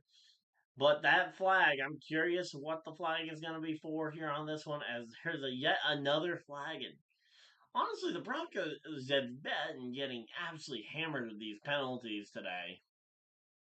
I mean, I'm very appreciative because I need the Bengals to win, but let's see. Is this one on Cincy? Offsides on the defense. Are you kidding me? Yeah, offsides Nick Bonito. Yeah, number 15 Nick Bonito ends up with the offsides, and that is gonna give the Bengals now 5 yards, and it'll be at the 2. So now I think you absolutely just hand this one off to Chase Brown to try and power into the end zone. Okay, so that's from like the 3 or the 4. Oh, half distance to the goal line. My bad. Never mind. Throws it up, back in the end zone, over the head of Jamar Chase, and that is going to be incomplete. And that will stop the clock here at 9:20. And there we go. So again, Joe Burrow throws it up and again, just needed to throw that just a little lower, and probably he gets it. Riley Moss was there, and he is their best defensive player, I would say. But I think Burrow could have threaded that needle, but here we go. Incomplete pass means 2nd and goal. Takes the snap, drops back, looking, scrambles, throws it to the back of the end zone, over the head of T. Higgins this time. And that is going to be a second one. Hey, Kenny, how's it going? Yeah, doing good. Just got off from work. My uncle and his wife selling the shed. What NFL games are you streaming tomorrow? So tomorrow, I am for sure doing the Vikings and Green Bay stream in the 4:30 slot. I will not be home for the 1 o'clock slate of games, so won't be able to do the Colts game or anything. And then Sunday Night Football, I am leaving as a maybe, but I am leaning towards doing it because of the matchup that it is. Drops back and off the hands of Gesicki. No, sorry, not Gesicki. That is number 80, Izavas. Which I have absolutely no idea if that is even remotely close to the pronunciation of the name. And I guarantee if I ask anybody in my house, nobody probably knows. One, because my mom doesn't watch football, and my dad because, well, I am pretty confident my dad doesn't know how to pronounce that either.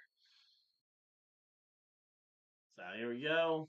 Let's see, what's the flag here? So penalty is declined. Pass interference on the offense. Oof. Yep, pass interference on the offense. And again, it was just bobbled, so they didn't want to give them a reset on downs here, or an extra chance because it was going to be 4th down. And now it will be one of the shortest field goals of all time. As they will go ahead. Come on. Please fake this. This would be an amazing fake if they go ahead and try and fake it. Takes the snap, and the kick is up, and it is good. And there we go. The Bengals take a 10-3 lead here, and they are now in control of this game. And again, the Colts, Bengals, and Dolphins all need this game to go the Cincinnati Bengals way, as we are we are mere minutes away from a potential from the end of their seasons potentially. So again, we've got the Chargers won their game earlier on today, which again clinched the number or which clinched a playoff spot for them, which means there's only one spot left in the dance, and that spot is Denver's if they win or tie this game. The Cincinnati Bengals can get it if the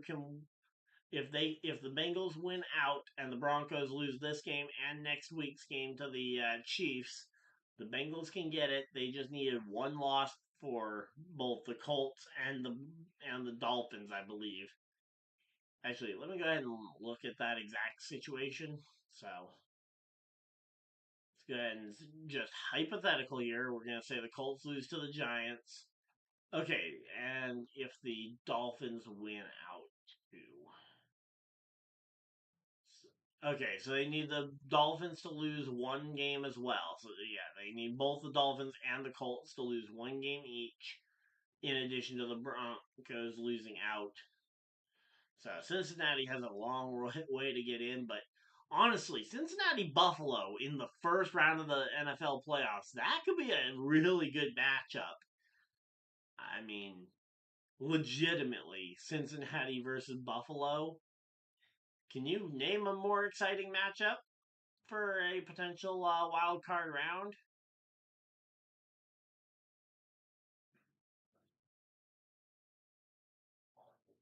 So there we go.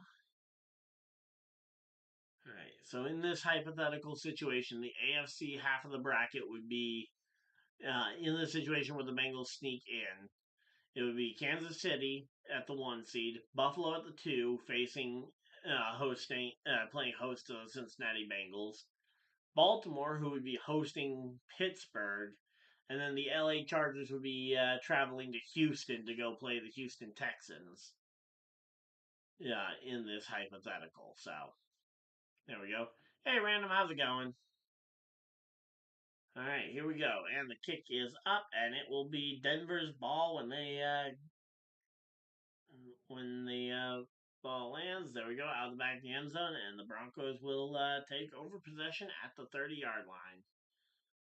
So there we go. Greg Grumble, being announced that he has passed away. He was a NFL play-by-play announcer for two Super Bowls, and again was a iconic voice on the NFL for years. So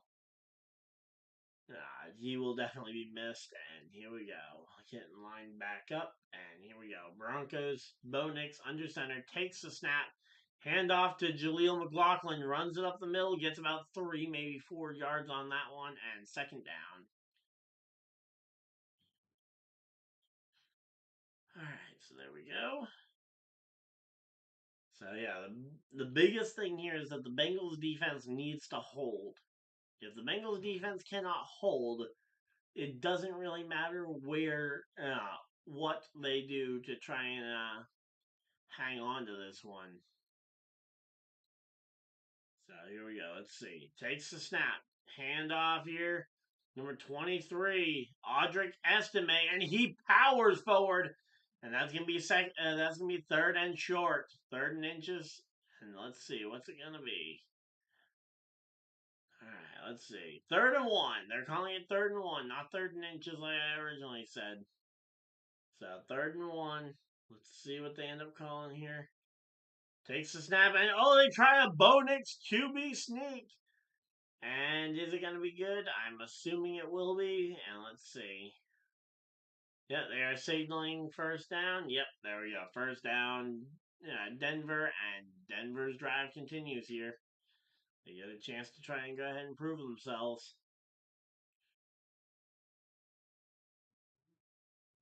All right, so there we go. Let's see.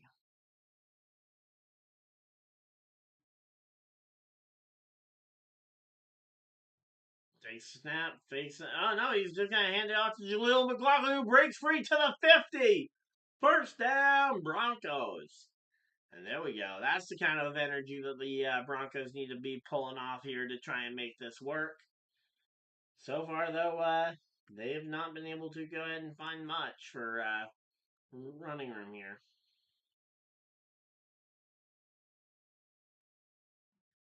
All right, so there we go.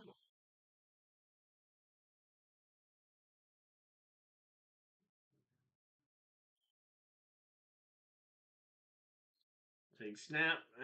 Throws it to tosses it in the backfield to Vele, and that is going to be a second down, 2nd and 10. Taken down right at the line of scrimmage as he went across the plane. And again, right now the Broncos, they are sputtering here. They need some sort of offense, some semblance of work here. But right now, this one is just not going well here for the Denver Broncos, which is actually a good thing because at this point, the say again, I think the game gets all risky to the Chiefs in Week 18 instead. And there we go. Marvin Mims gets pushed out of bounds, and that's gonna be third down. There we go.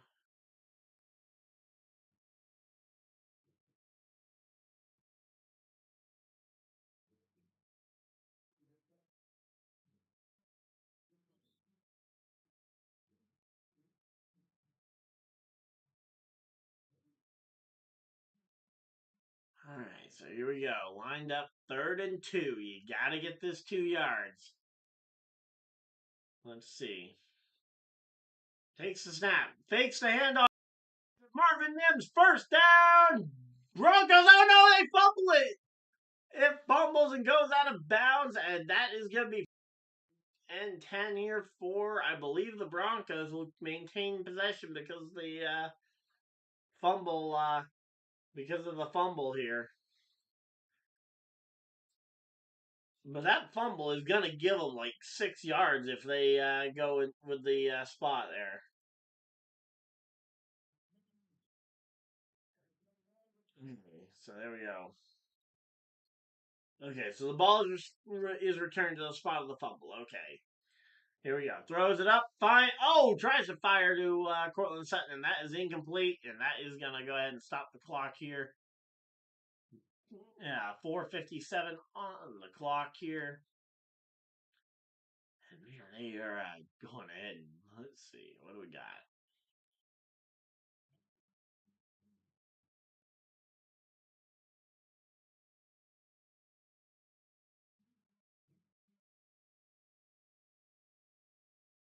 Let's see. What do we got? What do we got? Fourth and say 2nd down here. 2nd and 10. Takes the snap, hands off to McLaughlin, who breaks free and to the 20. First down, Broncos again. And now this Broncos offense is starting to chug here, and the question is, what or how do they get stopped? So there we go.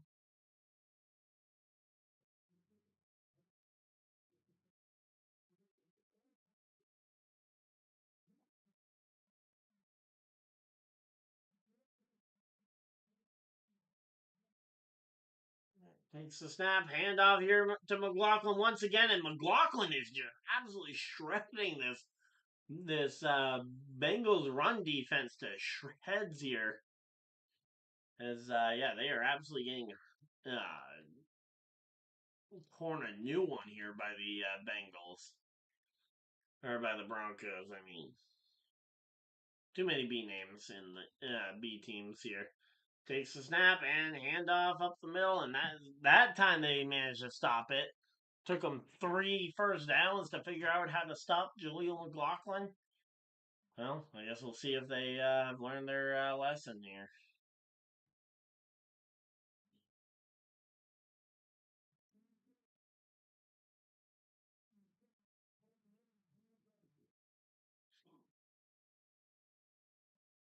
All right, let's see.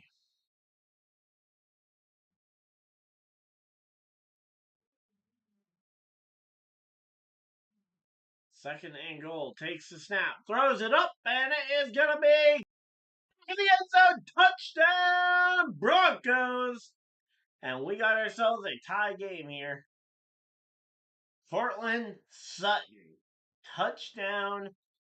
And again, a tie ball game here in Cincinnati. And there we go. So the extra point will tie it up. Now the question is, do they go for two to try and break the tie? I wouldn't if I'm them, but there we go.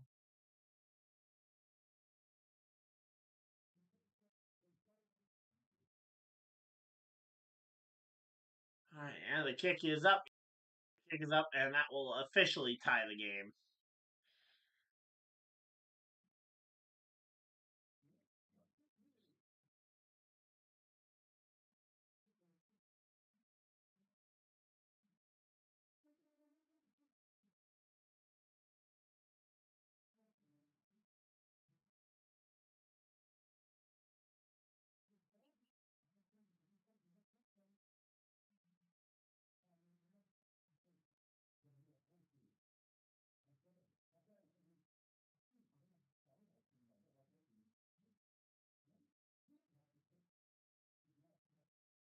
All right, so again, there we go.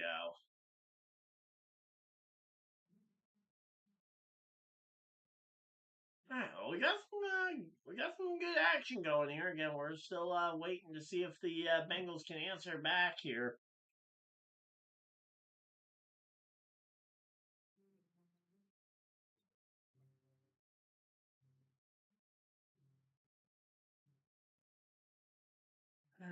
Hate that McDonald's McRib commercial. I hear it all too often.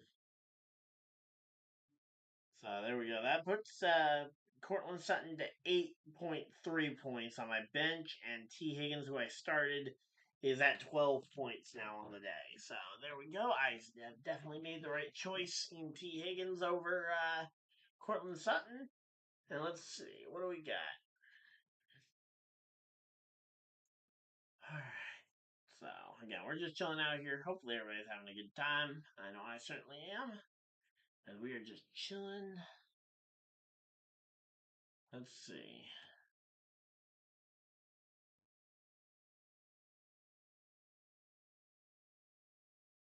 There we did tie the game officially, so let's go ahead and match that there.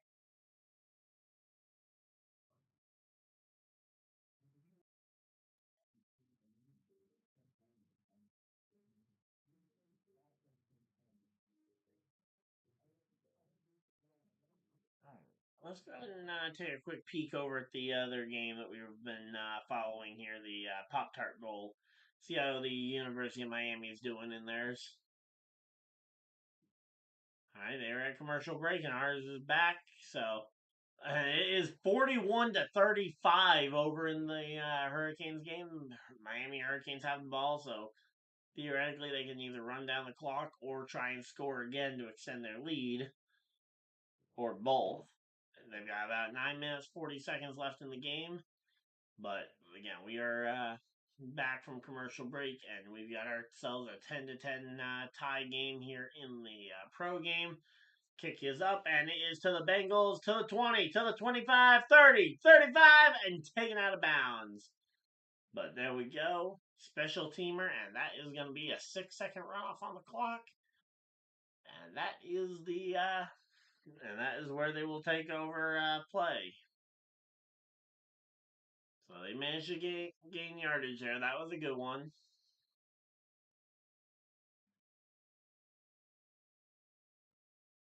All right, so again, the Broncos game is actually going pretty well here. Let's see. Takes a snap, handoff here, throws it up the as they runs it. Chase Brown and oh man, one of the Broncos defenders ended up right on top of him. All right, so there we go.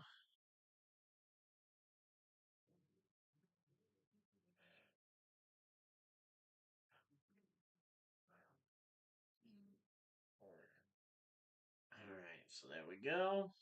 Let's see.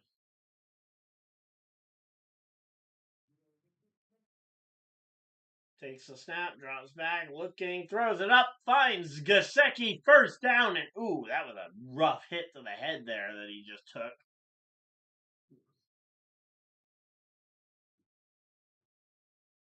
All right, we are charging right towards 2 minutes left in this third quarter. Again, it is only the third quarter, no 2-minute warning available here. But again, time is running out here for both teams to try and establish themselves as a threat to win this thing. They have to try and go for something here. All right, let's see. Takes snap, drops back, looking. Oh, and Joe Burrow gets taken down for a sack, and that is not good. A deep sack like that is going to go ahead and be a tough one here for the Joe Burrow and the Bengals to overcome. All right, so there we go.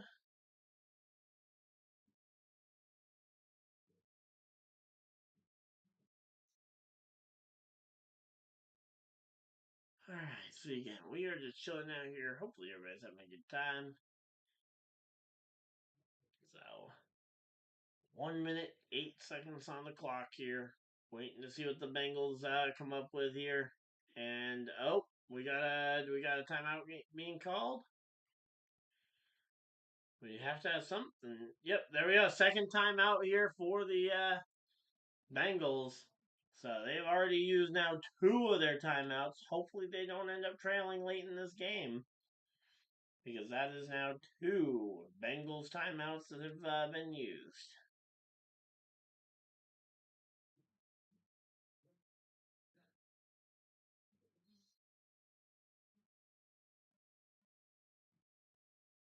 Alright, so again, if the Broncos win tonight, that will clinch every single,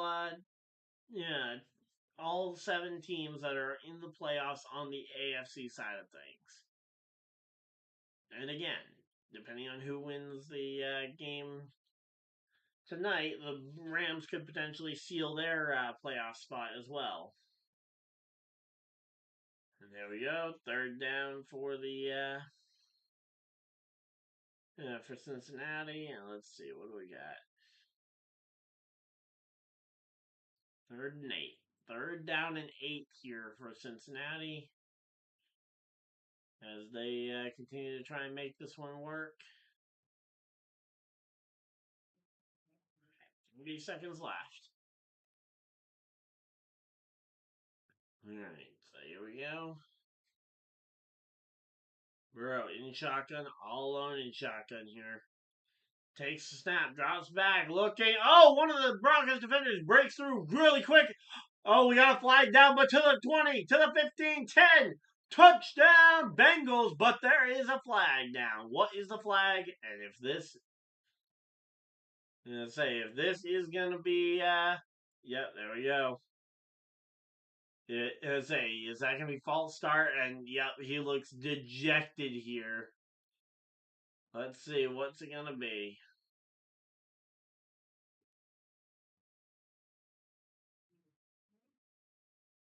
Illegal shift, and yep, that the points will come off the board. 7 seconds on the clock.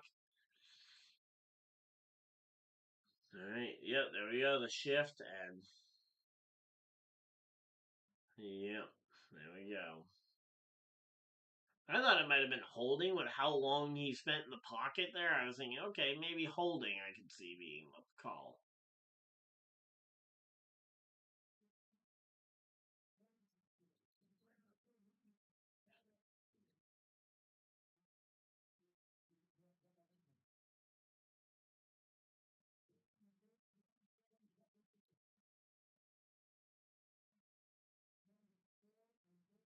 we go. And Joe Burrow sneaks out of the pocket. He's just going to take it and runs it. First down, Joe Burrow.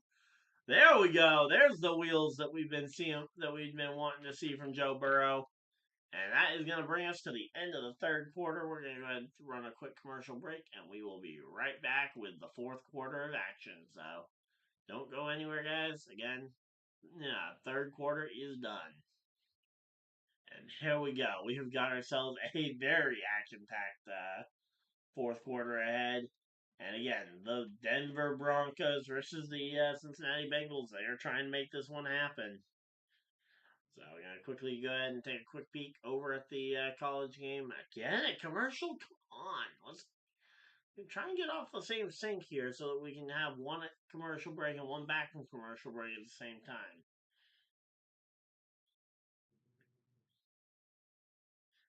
So that should have helped my dad's fantasy team out quite a bit. The run there for Burrow. Let's see. 1.9 points there for Burrow. Obviously, the the touchdowns are gonna be what matters at the end of the day if they go ahead and get that one.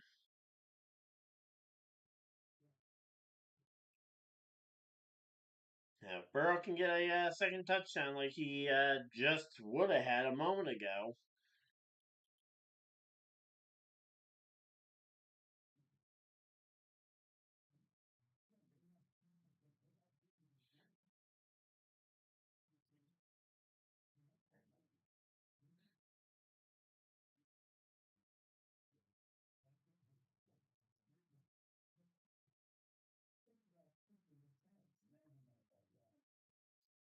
Alright, well, there we go. We are just chilling out. Hopefully, everybody's having a good time. And we are just waiting here for the fourth quarter to begin. And let's see, what is the current status of the Pop-Tart Bowl? Alright, so the Hurricanes punted it back to Iowa State, and Iowa State currently has the ball at the 45, and 8:11 is left on the clock.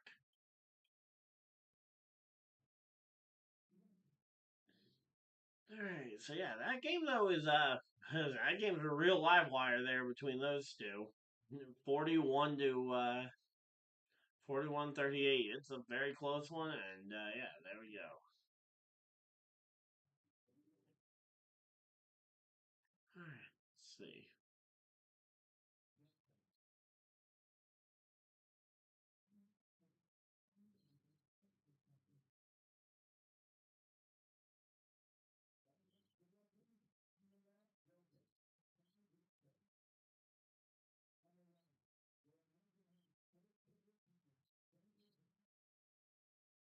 Alright, so there we go. Green Bay could get to the and we're back from commercial break in both at the same time here.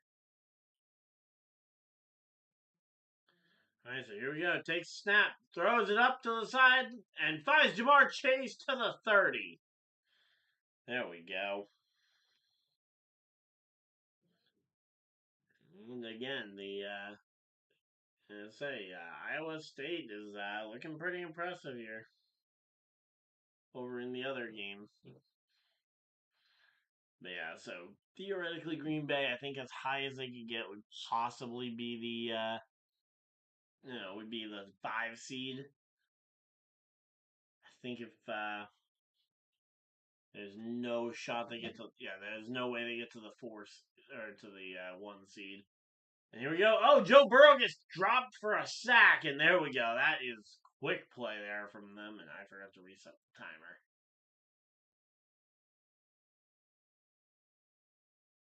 So big time sack there for Joe Burrow. Just takes that one and goes down. That O line for him needs to try and prevent something here.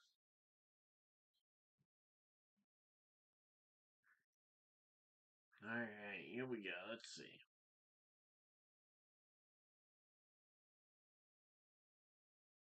All right, Burrow takes snap, fires, finds Gasecki, and that's not going to be enough.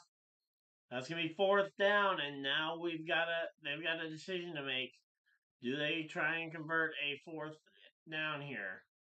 They tried it multiple times earlier, so I would say probably they will try it again. But we will have to wait and see.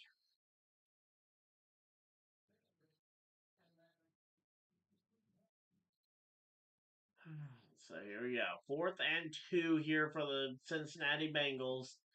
Burrow and the Bengals are staying out there, and it is a fairly long 2 yards here. It's basically 2.5. Drops back, fires, finds Chase Brown. First down, Bengals. There we go. First down, Bengals, and there we go. They get the first down, and it will be 1st and 10. And they have now entered the red zone. So Chase Brown makes that one happen, finds a massive gap in coverage there. And it will be 1st and 10 from about the 17 or so. As again, time's starting to tick away, but again, if the Bengals are able to score here, that puts immense pressure on the Broncos to try and retaliate with a score here. Handoff here, run up the middle. That's going to be a big time run there.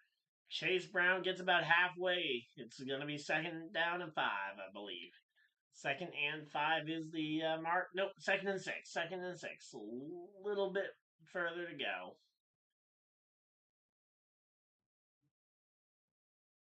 So Denver has 2 timeouts left. Cincinnati only has 1 left. And here we go. Cooper walking off the field for the Denver Broncos. Hopefully, whoever that is, hopefully he's okay. I don't know who Cooper is, but yeah, he basically just had a player come down on him. He'll probably be sore for a little bit, but he should be okay in a few. All right, so here we go. Broncos are back out here and working on this one. Let's see. 2nd and 5. Takes the snap. Drops back. Throws it up. And it is going to be touchdown T. Higgins. There we go.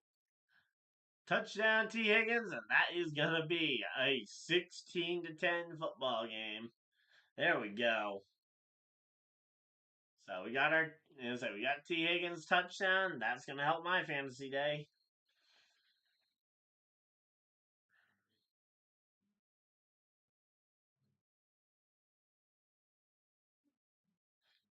There we go. T. Higgins. Let's see. Yeah, T. Higgins at 19 points now on the day. And here we go. Lined up for the kick. Takes the snap. Kick is up, and it is good. And we got ourselves a 7-point lead here for the Cincinnati Bengals. As we got an 11:33 on the clock here. And let's see, what do we got? So again, the Cincinnati Bengals. That is a costly loss there.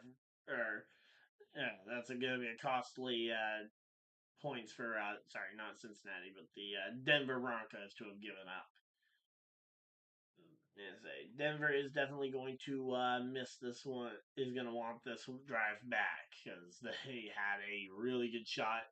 If they could have just stopped them there, that Denver consistent drive down the field offense could have left them with next to no time left.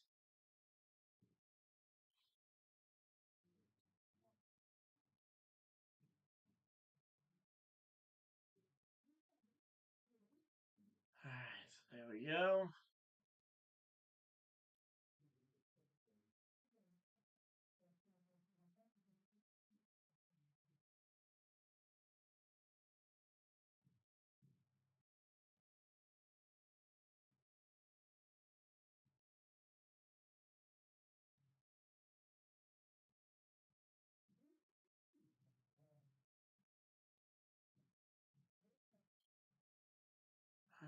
So again, we've got ourselves a commercial break, so don't worry, you guys are not missing anything. I'm just scrolling Twitter looking for topics to talk about, see if anybody else is talking about the game. They should be at this point.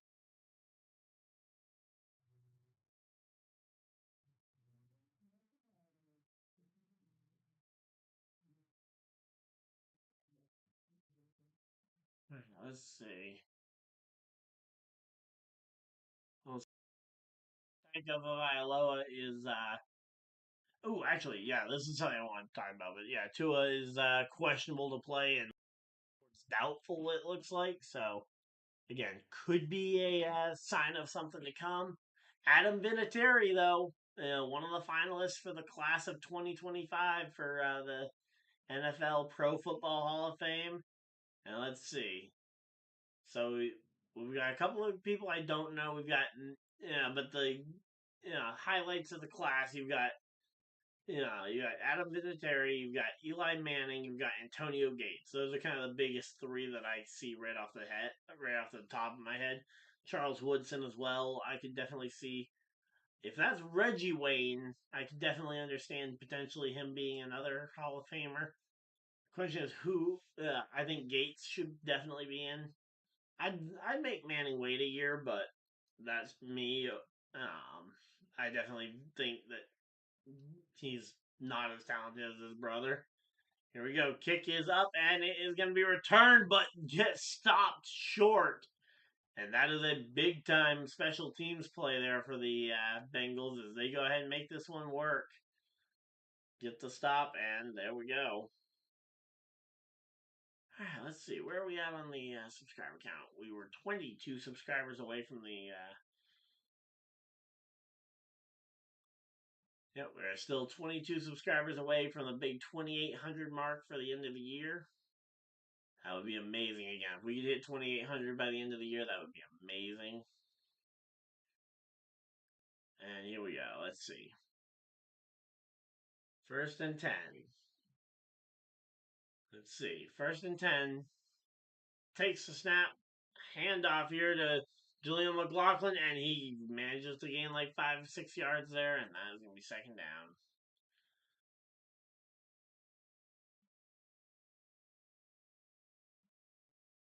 All right. 2nd and 5 is going to be the official measurement. But yeah, the Bengal, as number 21 on the Bengals got absolutely twisted up though on that play, trying to chase him down, and I think that's the guy who was supposed to be covering him. Maybe I ended with his legs crossed there or something. So here we go. Takes snap, handoff here to Estime, powers right on through, and that is gonna be 1st down. Broncos, and they go ahead and make this one known. Let's see.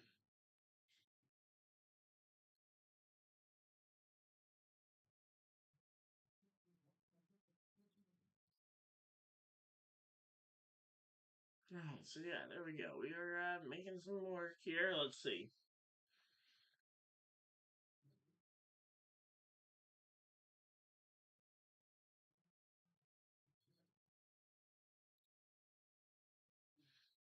Here we go. Handoff up the middle, and that is going to be stopped at the line of scrimmage for no gain.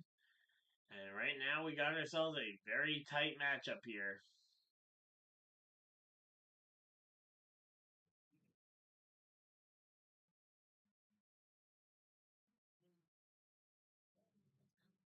All right, there we go.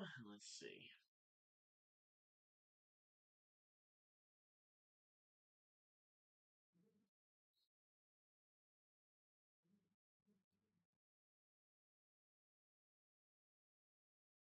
And there we go. Cortland Sutton, 1st down, Broncos. And there we go. The Denver Broncos starting to get some yardage there with Sutton, and that is going to be the one thing I'm going to dread because I do have him, but he is on my bench. If he ends up going for anything more than about 10 points, I'm going to probably wish I'd had him over, say, Mike Evans or. Although Mike Evans, I actually want to know where Mike Evans is at on the yards to this year. We'll go ahead and bring that up. All right, take snap. Bo Nix looking, throws it deep. Bo Nix to the end zone. Touchdown, Marvin Mims. And here we go. Touchdown, Marvin Mims. And again, getting that one done, that is a massive touchdown, assuming no penalty flags. That is a big one to bring down. And again, flips the field, and that is the kind of offense that the Broncos have been waiting to see. All right, so Mike Evans needs 200, just shy of 200 yards to make it to the whatchamacallit, the 1,000 yard mark, and he's got Carolina, which hit or miss as to whether or not he goes good against them. And then who do they play final week? Oh, the Marshawn Lattimore-less Saints. Which Marshawn Lattimore-less Saints, I think Mike Evans could maybe go for it. The problem is, again, he needs like 190. He basically needs to average 90 yards a game. So there we go.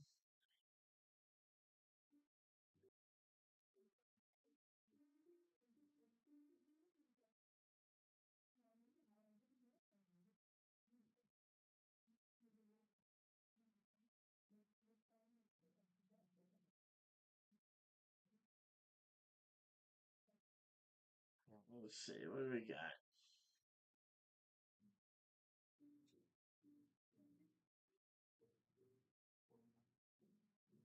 Alright, so yeah, again, we're just chilling out here. Hopefully everybody's having a good time. And again, we are gonna say they're gonna be kicking this one back over to the to the Cincinnati Bengals, and now it'll be the Bengals' turn to try and answer back here.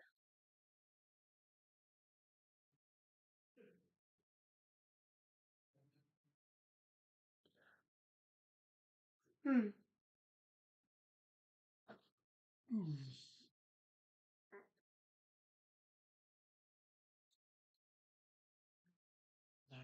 Let's see.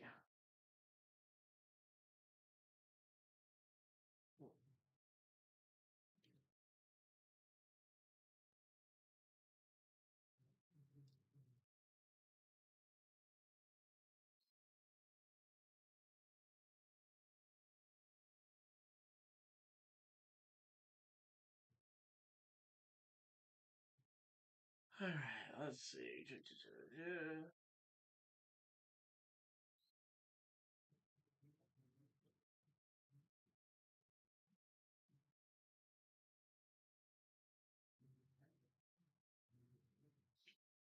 Alright, let's.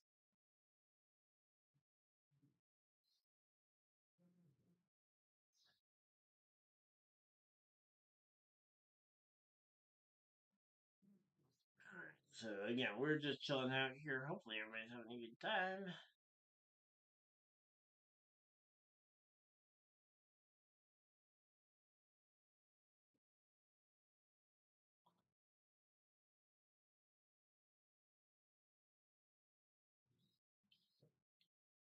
Alright, we got 10 people hanging out in chat. Thank you guys for everybody that has tuned in. Again, we are just coming back from commercial break as the Broncos are kicking this one up, and it will be the Cincinnati Bengals receiving the ball out the back of the end zone, and it will be brought out to the 30, and that is where the Denver Broncos defense will step up and attempt to try and stop the Cincinnati Bengals from scoring here.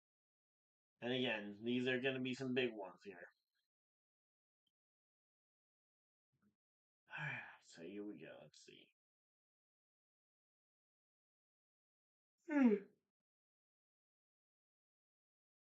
Alright, let's see. What do we got? 8:48 on the clock here. Let's see what we do. Welcome on in. We got 10 people hanging out in chat. Thank you guys for all 10 of you guys that decided to spend even just a portion of your Saturday here with me. As here we go. Let's see. Takes the snap. Fakes the handoff. Looking. Burrow in the pocket and gets taken down for a sack. That is the kind of that's the kind of drive the Broncos need this to be. Because again, the Broncos trying to seal their playoff spot, which would seal up all 7 playoff spots, and nobody would have another chance.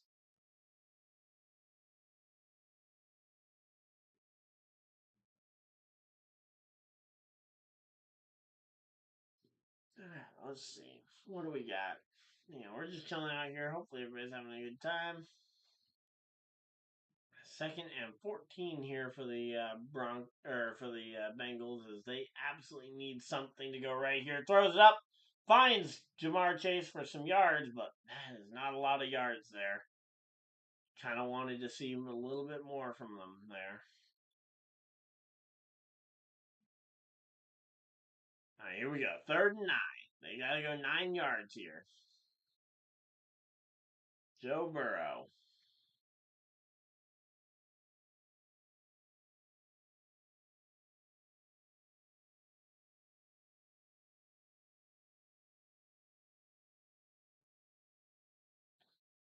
All right, let's see. Here we go. Bengals takes the snap, drops back, looking, scrambles, throws it up, and he finds it! First down! T. Higgins for a first down, Bengals. And that is big right there. First down, and they survive. They survive and keep this drive alive. And I cannot believe that they pulled that one off. And again, good job on T. Higgins getting 2 feet in there and hanging onto the ball through the ground. And that is, again, impressive. And there we go. 1st and 10 here. All right, Burrow takes a snap. Hand off here to Chase Brown, who sneaks up the sideline, tries to spin move it, and gets nowhere. Might be credited with a yard, might be credited with no yards, but there we go.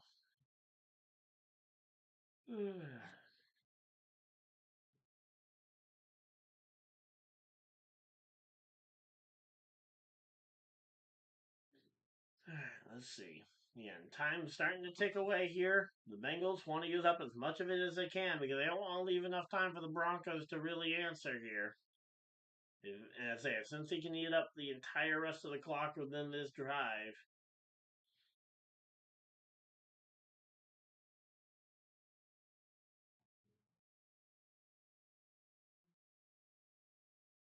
Alright, so there we go. Another pass there to Jamar Chase. 3rd down here. Let's see, what's it going to be? Alright, so Jamar Chase found about 5 yards on that one, depending on where they mark him down.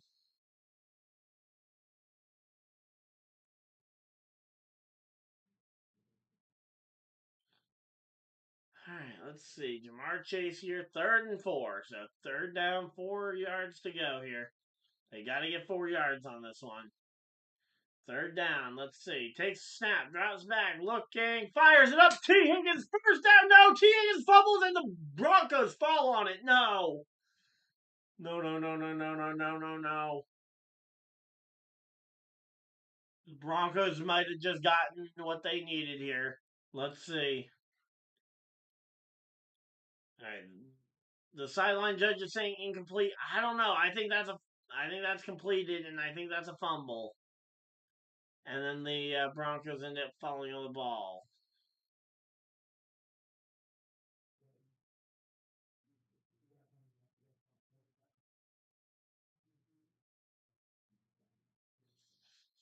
All right, let's see again. They are checking this one over. 4th and 4, so they are calling it incomplete, which means no time running off the clock there at the end. Denver has sent out the challenge flag, so if they are incorrect, they will lose a timeout. If they are right, they will retain a timeout here. And let's see, what is it going to be? Here comes the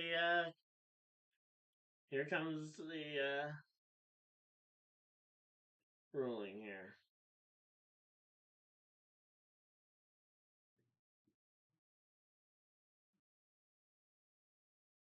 All right, let's see, what do we got?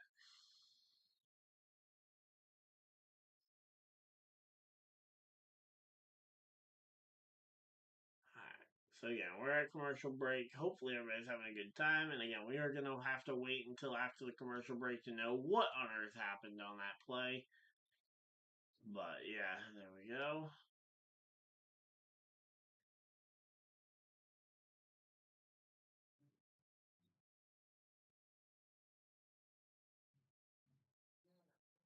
Alright, let's see.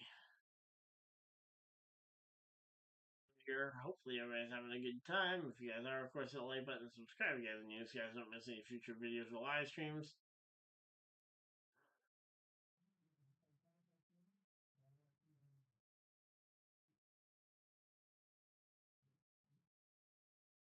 Let's see. I'm just chilling out here. Hopefully everybody's had a good chance to go ahead and get themselves ready for this one. Let's go ahead and shout out the score of the Pop-Tart Bowl real quick while we're at it. 1 minute left right now, and Iowa State has the ball down by 6. They're down by 6. Iowa State has the ball. 2nd and goal. Are you kidding me? We need to go ahead and flip over to that game because that is a big game.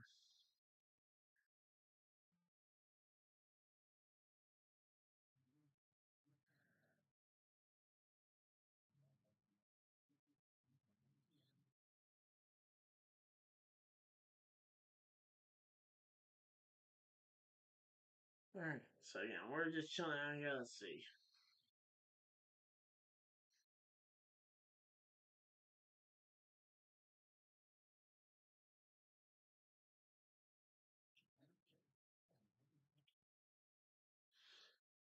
So here we go. Let's see. They're back from the commercial here. Let's see.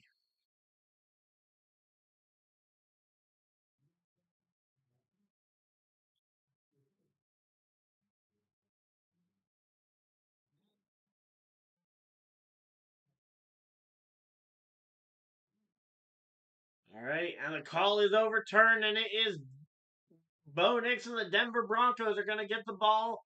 5:08 on the clock here. Hand off to McLaughlin, and gets taken down. There we go. All right, so that is a big one here, and that is again taking that ball away from the Bengals, and it is Denver, and that is gonna be not great.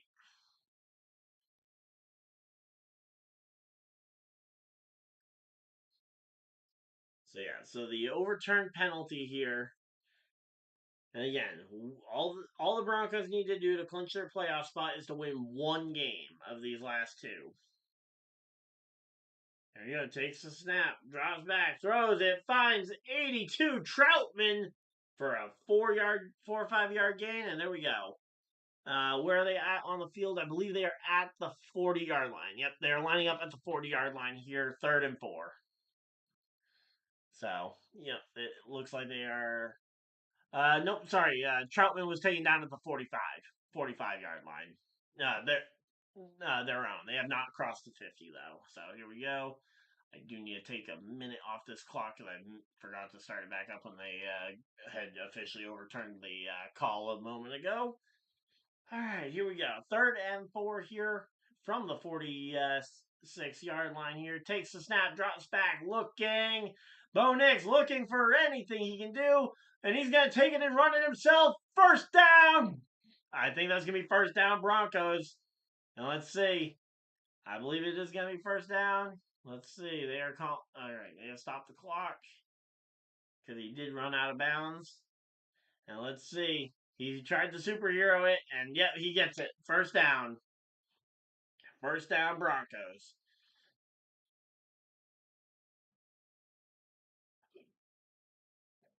Yeah, 1st down Broncos as he slides out at about the 50 here.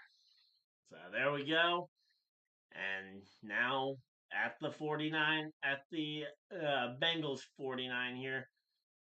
Takes the snap, hand off here to Audric Estime, who gets stopped there. There we go. Short gain. That's the kind of plays that the Bengals need to be able to do. They need to be able to limit the damage from these running backs because the running backs have been killing them today, which is not good for the overall chances in this game. So here we go. 3:13 on the clock here. Not a lot of time left, and Cincinnati's burned 2 of their timeouts already. They won't be able to stop the clock if they are trailing on the final drive, potentially. And again, Will Lutz, he kicked a 30-yarder earlier today. He's gotten a 55-yarder earlier this year. Quick throw, and tackle for a loss. There we go. That's the Cincinnati Bengals defense that we needed there.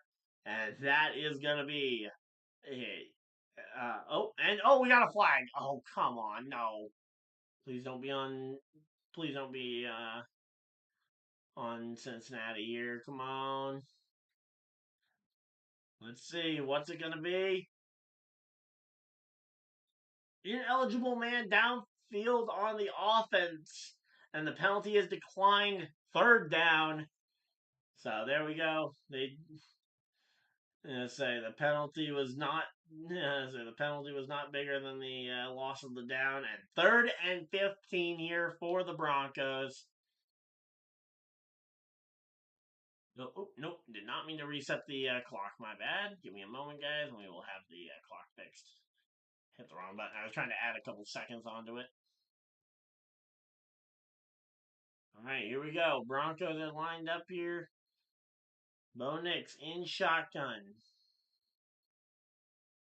All right, let's see again. 3rd and 15. That's big. Again, 3rd and 15. That is a very hard one to convert. If you can convert it, though, that is a big one to be able to convert. So there we go. We are now 21 subscribers away from hitting 2,800 subscribers here. Again, the goal is to try and hit that before the new year. I have absolutely no idea if we're going to be able to do it or not, as we're closing in on the end of the year. Only a couple of days away. But here we go. Let's see. All right, they're in the huddle trying to come up with a play here. And again, if this Cincinnati team can stop them here, this will be massive. If they can stop the Broncos from scoring on this drive. All right, let's see. 3rd and 15. Takes the snap. Drops back. Bo Nix looking. He throws it. Intercepted. Bo Nix has thrown the pick. And there we go. Cincinnati taking back over control of the football here. That is what we were looking for. And that is going to be crushing here for the Denver Broncos. That pick gives Cincinnati control of the ball. 2 minutes, 30 seconds left in the game. They have the 2-minute warning, and Denver has 2 timeouts to stop the clock to try and stop the Bengals. Bengals do have 1 timeout to potentially help stop themselves, stop the clock there. And please tell me that's not roughing the passer. Please tell me that's not roughing the passer. Please tell me that's not roughing the passer.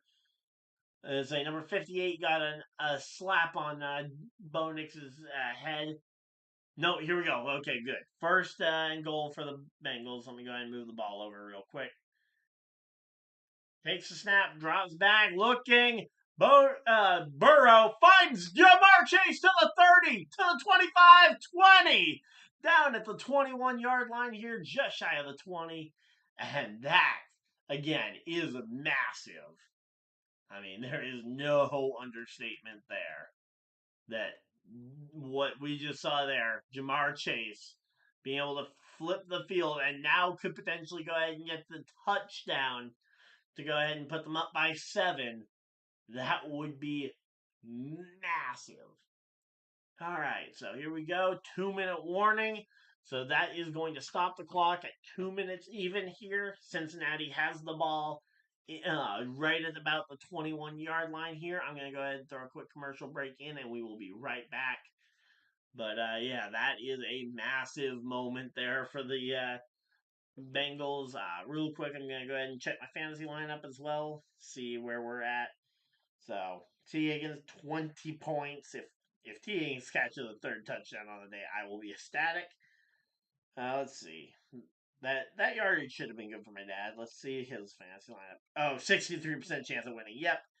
He is in no worry. Even though Jamar Chase might not be living up to typical Jamar Chase expectations, still 13.2 points, which is impressive considering he hasn't done much today.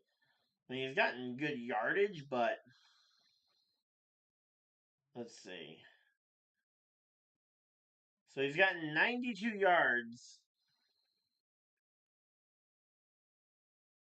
So he's gotten 8 catches for 92 yards. I mean, it's not terrible, but there we go. All right, my dad, again, 63% chance my dad wins his matchup to get third place in the fantasy league. I'm in the match for fifth place as I did not make the playoffs in our league. So, yeah. But yeah, I'm in the match for fifth place, basically the best of the rest championship. And yeah, looks like my dad and I might be finishing third and fifth in the fantasy league this year. Unfortunately, I was not able to make the playoffs on a tiebreaker, but yep. So there we go. Welcome on in. Hopefully everybody's having a good time. If you guys are enjoying the content, feel free to drop a like and subscribe if you guys are new. We've been covering the NFL for about a year or two now, and yeah, I've been having a ton of fun with it. Hopefully you guys are too. For anyone who doesn't know, I am a big Colts fan, and again, this game is hyper important for the Colts' playoff hopes because again, the Colts need this. They need the Bengals to win two games, and they need the Broncos to lose two. Which at this point, all we need is the Bengals to win this game, the Bengals to win against the Steelers next week, and then the Chiefs with whatever squad they roll out with their guaranteed number one seed. Yeah, we need them to win as well. So that is that's the Colts playoff situation. If you guys are a Bengals fan, basically you need the exact same thing. You guys need to win both your games. You need Denver to lose both of theirs, and then you need both Colts and Miami to drop a game. So here we go. Throws it up, finds Chase Brown across the 20 there for a short gain, and that is going to be some good yardage there. I was in Indianapolis in October for a concert right by the stadium. Very nice looking place. Nice. I've never actually been to Indianapolis. As a motorsports fan, that would be an amazing place to go to. Because that's what I do primarily, especially during the summer months. I cover both NASCAR and when I can IndyCar. Especially the Indy 500. So here we go. Correcting the clock just a little bit because he stepped out of bounds. Takes the snap, throws it up, and off the hand of Jamar Chase. And that's going to stop the clock. But, yep. So, yeah, I actually did get to go to my first Colts game, though, earlier this year. Yeah, me and a friend, we went down to the Colts versus Patriots game at Gillette Stadium, which is my local, quote unquote, local team or local stadium, considering I live all the way up in Maine, in the north part of Maine. So yeah, it was like a 3 hour drive down there, but we got to see a game, got to see my Colts win a game, and here we go. 3-2 takes the snap, drops back. Burrow throws it up, finds Jamar Chase, first down, and it's gonna be first and goal. Bengals. There we go. There we go. That's what we needed. Big time first down for the Bengals. And now the question is, what does the bonix offense here answer with? Do they throw it downfield like they did last time? Because if that ends up in another interception, game over. And if it doesn't, now here's the question: if you're the Bengals right now, do you try and just run this clock down and then kick the really short chip shot field goal? Because Denver used I missed Denver using two of their timeouts these last two plays. That is why the clock is way off. I was wondering why the clock was off, and again, the subtitles with the NFL Network games, yeah, does not cooperate well, so I can't actually see the timeouts under the subtitles. And here we go, handoff to Chase Brown, runs it in to the one. Chase Brown down at the one. And I believe that is going to be potentially Denver burning their final timeout here. So, again, 1:31 on the clock here. And, oh no! Chase Brown is down here. Yeah, run the ball, get the clock down, and kick it. Yep. Again, I think I saw even the Lions that tried that against Green Bay earlier this year. Obviously, much more gutsy style than the Chiefs ever would, trying to convert the fourth down so they could run down all the clock while they were in field goal range already. So there we go. Let's see. So again, so down at about the 1. And again, hopefully Chase Brown is okay. He is off on the sideline right now. Hopefully he is not injured. That would be the worst case scenario here for the Bengals to have their the injury timeout here for the Bengals will burn up their final timeout. So the Bengals do not have a timeout now to stop the clock. It is now Denver has one timeout here. I'm cool. Again, I'm curious. Knee the ball, have Denver force Denver to have to choose to either go for it. But again, if you get the touchdown though, that leaves that makes it a lot harder to answer back if you're Denver. But also again, if you leave them with no time, it could also be it is just kind of the ultimately the catch 22 of whatever you go for, you're gonna have you're gonna have to accept that potentially what you choose to try and go for could backfire. And the question is, do you go for the proven style of just score the touchdown, or do you go with the more gutsy style where if you mess it up, you look like an idiot? Because if you start trying to burn down the clock and you mess it up and aren't able to get that kickoff and you end up sending the game to overtime, you look like an idiot. Yeah, if you make that call and get it wrong. But here we go. Tries the QB sneak it in. Is that going to be enough? We going? Is it good? Touchdown, Bengals! Rushing touchdown, Joe Burrow. QB sneak, and there we go. Putting it in the hands of the defense, which that is always a nervous statement when you're talking about the Bengals defense. But here we go. 23-17 here for the Bengals. And again, the QB sneak. And say, if it failed, again, that would have been a situation where you maybe could have started to make Denver ponder using that final timeout, run down more clock, which would have been a little bit better, again, to be able to burn more than that time off the clock, because you'll be handing a minute 24 on the clock back to Denver, as Denver will be trying to go ahead and answer back with another touchdown. Now, again, if there's any team that can do a good job of answering back with a touchdown, though, with limited time remaining, Cincinnati is the team that could probably do it. So, I don't know how much time Denver would end up leaving if they do score a touchdown.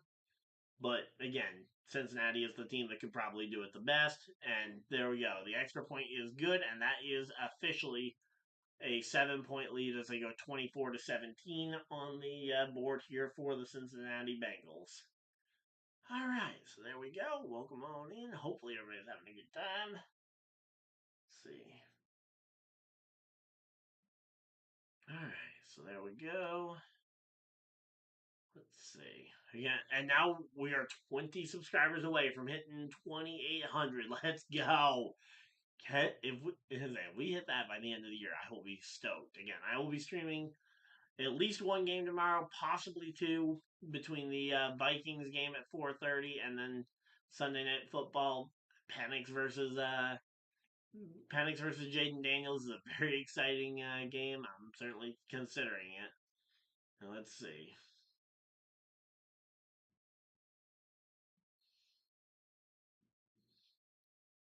All right. So again, 120. Oh, okay. They must have adjusted the time on the clock. 129 is now on the clock here.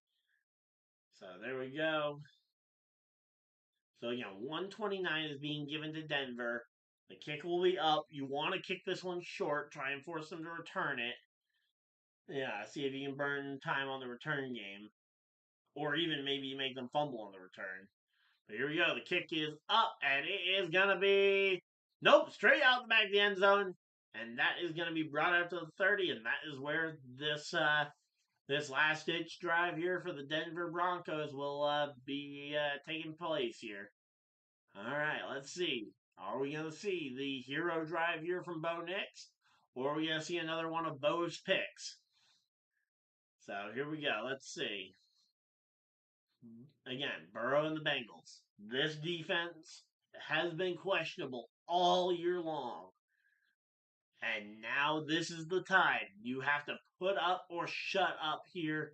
Again, if the Denver Broncos win, they clinch a playoff spot, eliminating the Cincinnati Bengals and other teams here.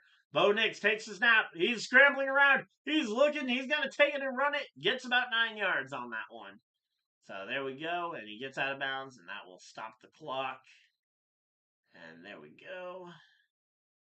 All right. So again, Bo Nix, he tried to look for a pass, could not find anybody open. Ultimately, had to decide, and he made the right decision to go ahead and scramble it. Got again 8-9 yards on that one. Oh, he stepped out of bounds a lot earlier than I thought. He stepped out of bounds after only 6 yards here. Takes a snap, drops back, looking. Bo Nix scrambles to the side. He fires it up, and oh, Cortland Sutton comes down with it with contact there, but 1:14 on the clock, and again, Cortland Sutton, one of the better possession receivers in the entire NFL, manages to catch this one and gets both feet in, I believe, and that stops it at 1:14 on the clock here. Again, Denver has one timeout. They can stop the clock at 1 point here. Takes a step. Drops back, looking, almost gets sacked, finds Cortland Sutton over the middle of the field. Once again, this time though, I believe we are going to see Denver. Are they going to call their final timeout, or are they going to? They do have a full minute on the clock, so they are going to just let it run down here. Get lined up. Bo Nix in shotgun here. Nobody else in the backfield with him. He's going to take the snap, drop back, looking, fires in the flat, finds number 85 and taken down for a short gain here. And again, gets taken down inbounds, and now they are trying to hurry up and avoid potentially running out of time here. They have to get close. They are at the 31-yard line here. Not a lot of time left on the clock. Takes the snap, drops back, looking, fires it up. It's going to be overshoots the receiver. 21 seconds on the clock as time is stopped. And there we go. 3rd down and 7 here for the Denver Broncos. The incompletion there. Cortland Sutton runs into the defender after, not before the play. So that is not defensive pass interference. Just want to clear that up because I'm sure somebody might get confused. So here we go. All right. So again, Cincinnati, if they can stop them here, they are too far to go. They're going to have to go for it. Takes the snap, drops back, fires it quick, takes it. Oh no, he's short. It's going to be 4th and short here and inbounds. And here we go. Looks like they have potentially called their final timeout here. Let's see. The clock has stopped at 14. Or did they just call him out of bounds? Because I did not think he was out of bounds there. Okay, yep, nope, there we go. Broncos timeout. There we go. That's what I was looking for. Broncos timeout. Okay, calm down. Broncos timeout here. So that is going to be all the timeouts gone. Boom, boom, boom. So no timeouts remaining in the entire game. So here we go. 14 seconds. It's a 4th and 1. Stop them on this one. But the thing is, their run defense has been horrendous today. They have not been able to stop McLaughlin much. All right, here we go. Bo Nix in shotgun here. He's got to back off to his right, but it's not McLaughlin. Takes the snap, drops back, looking. He's looking for a pass play, throws it up, looking for the end zone. Did he come down with that? Touchdown, Marvin Mims. Are you kidding me? And there we go. Touchdown Broncos. And now they've got a shot to either tie the game or take the lead with the 2-point attempt. The 2-point conversion attempt here. Let's see. Marvin Mims comes down with that one. Double teamed on the receiver front. But he hangs on to that one. Great hands there for Marvin Mims. And again, both defenders, as far as I'm aware, played that one correctly. And here we go. Oh, okay. Wait, are they reviewing whether it had possession through the ground though? Oh, and I say if the points come off the board, that would be costly because that would be a turnover on downs if that is incomplete. But again, oh, I don't think it ever touches the ground. Now the ball does shift around a little bit, but again, I don't think it ever hit the ground. I mean, again, it would be a lot easier if we had a camera that was on the ground that we could use to see it, similar to some kind of gopher camera. If we had like a camera that was poking out of the ground like a gopher. All right, they're calling it good. All right, so there we go. It is gonna be. So now the question is, what do you go for? Oh no, are they still reviewing it? Okay, they might still be reviewing it. So here we go again. Just looking at this one, and again, I don't think there's enough to overturn it one way or the other. And the fact that the call on the field was made, I just don't think you can. I don't think there's enough evidence to overturn it. So here we go, and coming out the. All right, here we go. Coming out the officials. Let's see. What's it gonna be? All right, what's this one gonna be? Touchdown. Okay, touchdown point stand. So 8 seconds on the clock here. Denver has 8 seconds on the clock. We might be seeing overtime here, folks. So here we go. We might be about to see some overtime. Yep, they're going to go ahead and kick it, tie the game up, and send us to overtime here. The kick is up, and it is good right down the middle. And we've got ourselves a 24-24 game. And again, we are probably going to overtime. So don't go anywhere, folks. We are not out of the woods yet. So again, if there is any team you don't want to be going to, you don't want to be going to the to overtime against. Again, the Bengals are one of those teams that can just score pretty close to on demand. It feels like. Again, the Broncos early on in this game had a shot at it, but there we go.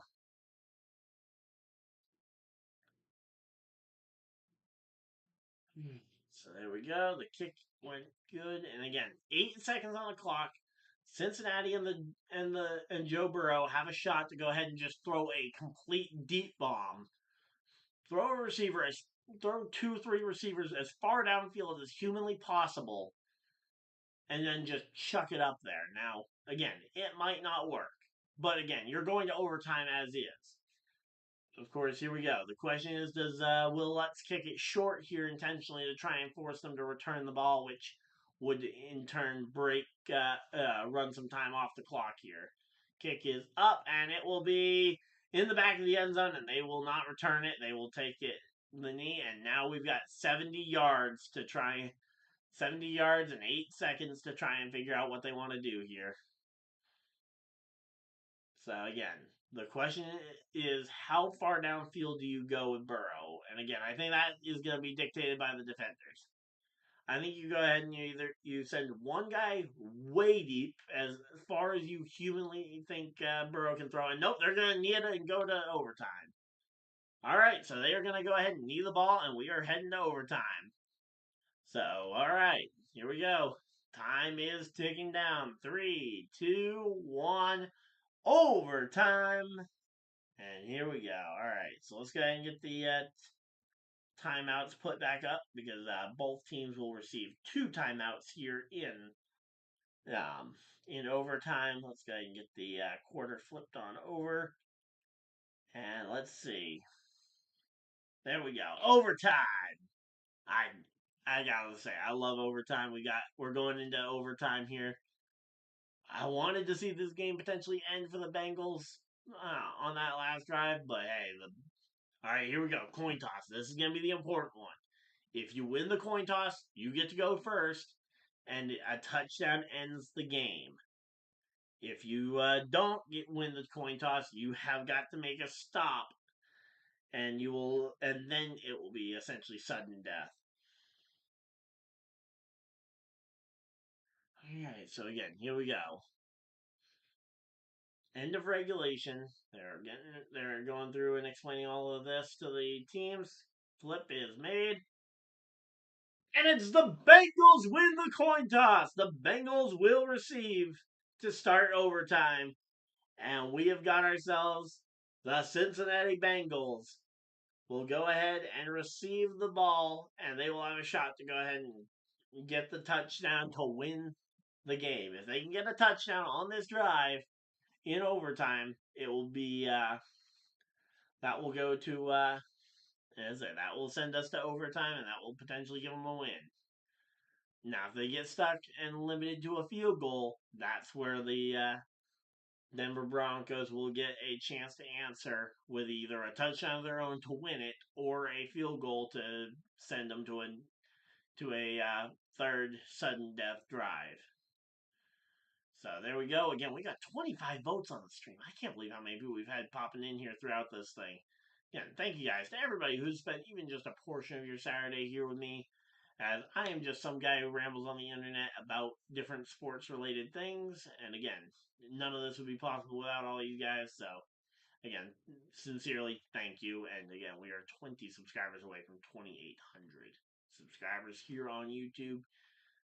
Hitting 2,800 would be amazing. Originally, the goal was 3K by the end of the year. Ultimately, between computer issues and other outside of YouTube issues that we don't need to go into, I wasn't able to keep it up, but there we go. Alright, so there we go.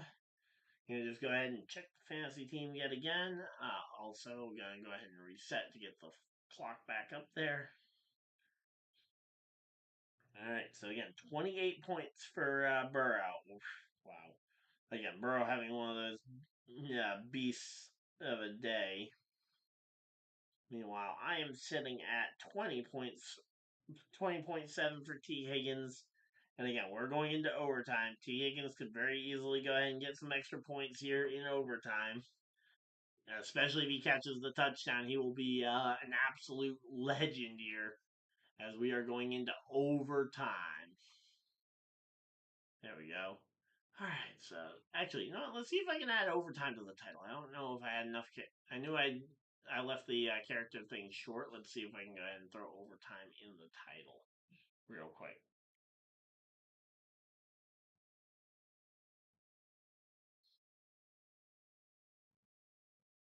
And here we go. The kick is up, and it is going to be. Oh, they are going to return it to the 5, to the 10, to the 15, to the 20, to the 25, and taken down at the 25. There we go. All right, so there we go. Overtime. We got the overtime thing put into the title, and there we go. So again, the Broncos and the Broncos and the Broncos and Bengals here. These two teams, they don't play each other every year, but when they do, it always seems to be these big game matchups here. Oh, okay, so only a 10-minute drive.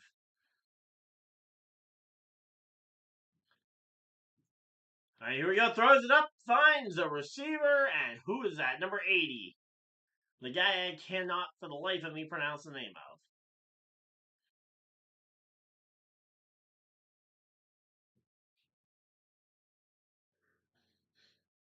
All right, so there we go. Oh wait, no, or was that was Gesicki? Never mind, that was number 88. That was Mike Gesicki.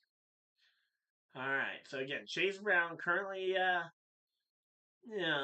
with an injury here. Khalil Herbert, former Bears running back, will assume the starting running back position here for overtime. Takes the snap, drops back, looking for the throw. Burrow, he's going to take it and run it himself as we got a flag down in the backfield. All right, so that might be pass interference based on where they threw it. And save, but regardless, Burrow was able to scramble forward for about 4 or 5 yards, so he's going to make this one very achievable on a second down. Illegal contact on the Denver Broncos, and that is a 5-yard penalty. Automatic first down, and there we go. That just made this one a lot easier. And here we go. Let's see. Yep, illegal contact right there on Gesicki. Or against Gesicki here.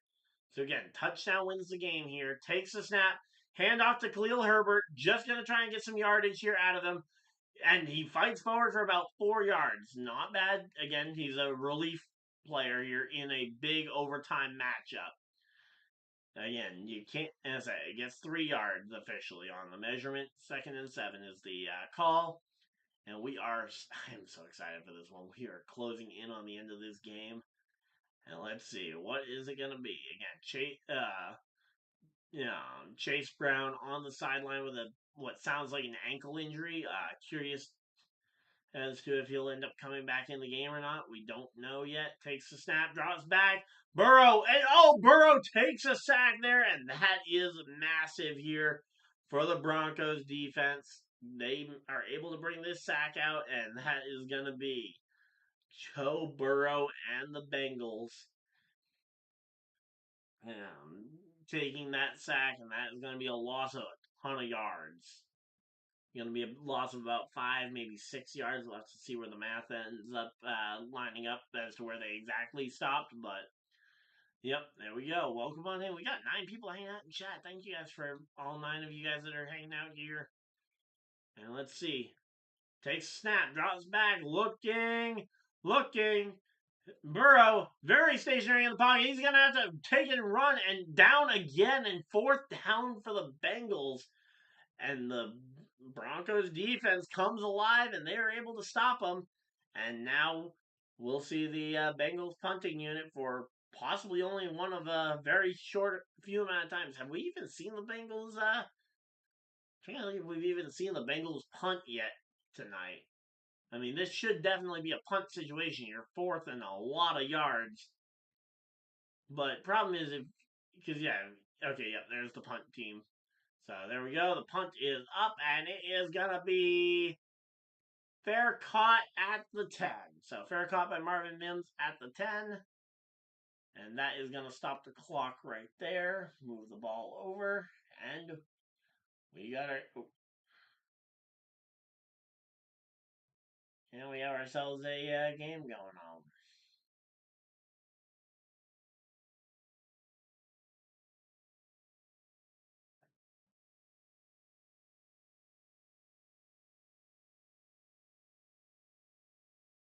Alright, so there we go.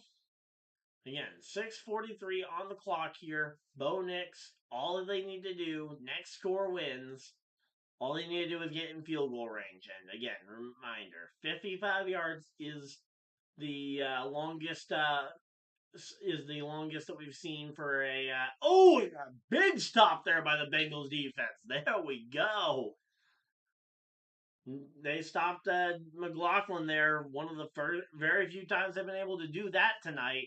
But yeah, all Denver needs to do is get into field goal range. Again, the longest field goal that they've kicked so far this year was a 55-yarder from Will Lutz. I don't know if that is a career long. I believe so. And again, that kick was probably in Denver where the air is a little bit thinner. They get about 1 yard on that one, so they do officially credit him with a 1-yard gain here. And takes the snap, drops back. bonix throws it up, finds Marvin Mims. Taken down, gets about 3-4 yards on that one, and it will be 3rd down and 5, I believe. So 3rd and 5 here, and we've got ourselves a pretty intense game here going on. Welcome on in. Again, hopefully everybody is having a fantastic day, and this game is absolutely nuts. Again, we are going to overtime here. We are in overtime. Oh, I forgot to start the clock on the run play. Go ahead and get that synced up in a moment, and boop. There we go. All right, 3rd and 6, so a little bit shorter than I measured with the eye test here. Takes a snap, drops back, looking, firing deep, looking for it all. Troy Franklin unable to come up with that one. 4th down, Broncos, and again, that was a big time throw, looking to try and make that one happen, and incomplete. And that now brings up that's going to bring up 4th down for the Broncos, and absolutely they are going to also punt this one away. And we are going to see the punt team come out here for the Broncos. They're going to punt it from their own end zone. The kick is up.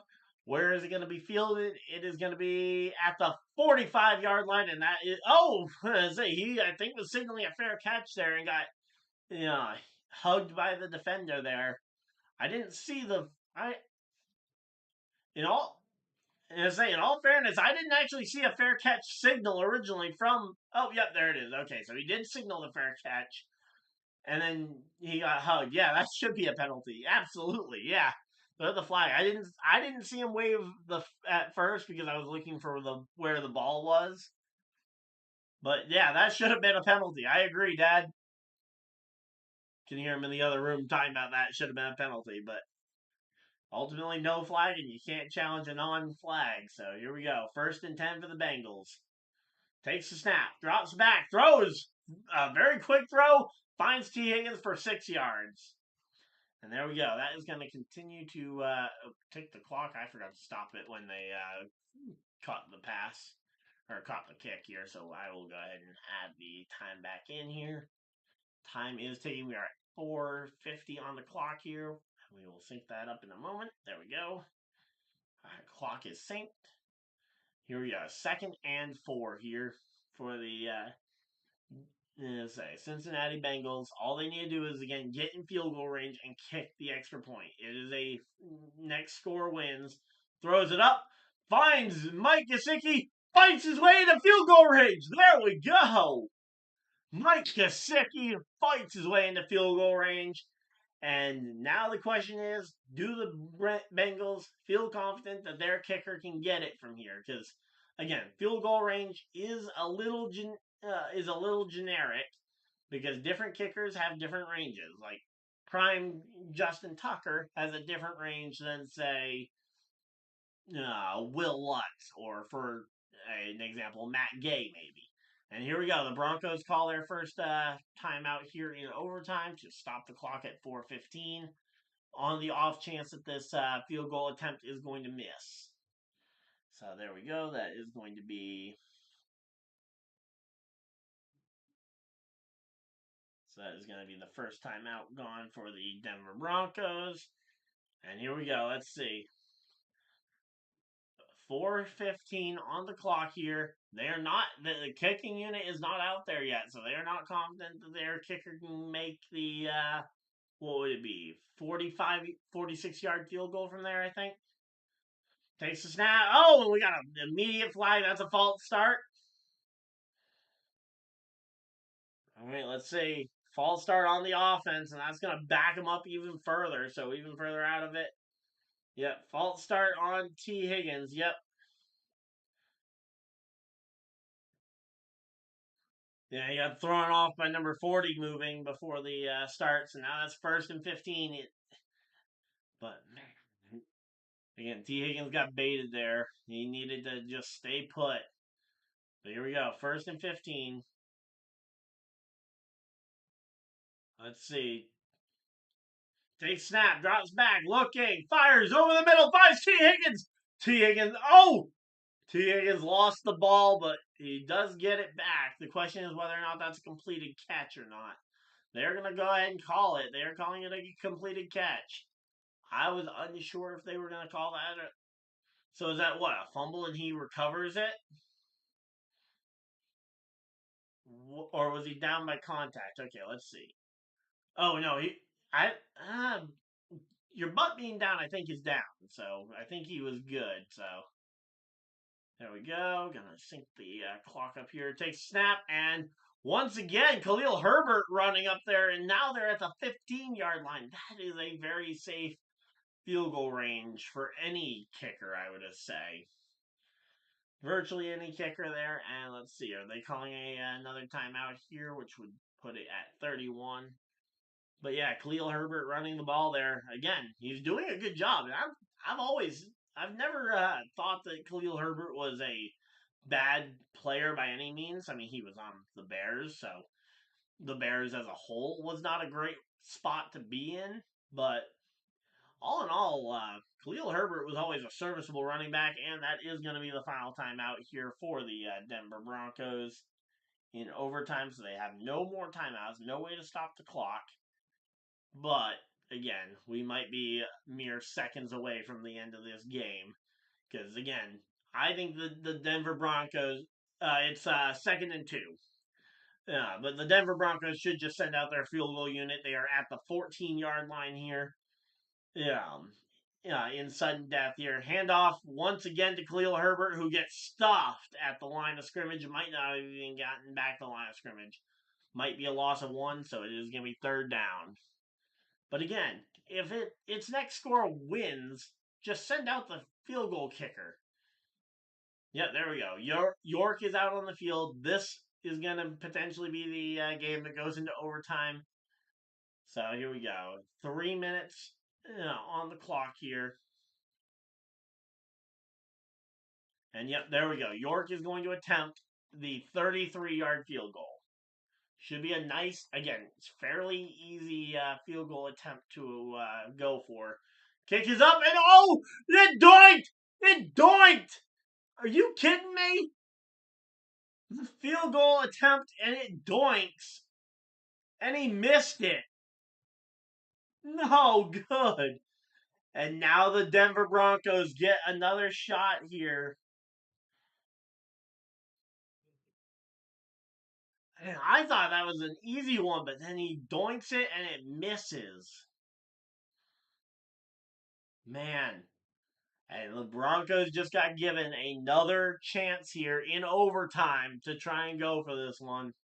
So it'll be Broncos ball when they take over here.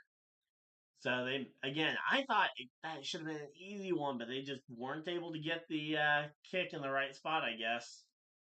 So we got 2:43 is the official measurement on the clock. Again, the Broncos have no timeouts to stop the clock here. Now, granted, all the Broncos want to do is run the clock out here. Because in all reality, the Broncos, if this game ties, Denver clinches a playoff spot. Denver clinches with a tie here. So here we go. Take snap, handoff, up the middle to Audric Estime, and they are going to keep running this ball, and that is going to be their way to try and. I think they're going to play for the tie here. If I'm the Denver Broncos head coach, I'm probably playing for the tie here. I'm looking at the fact that a tie wins us the game. And yep, there we go. Bengals calling a timeout here.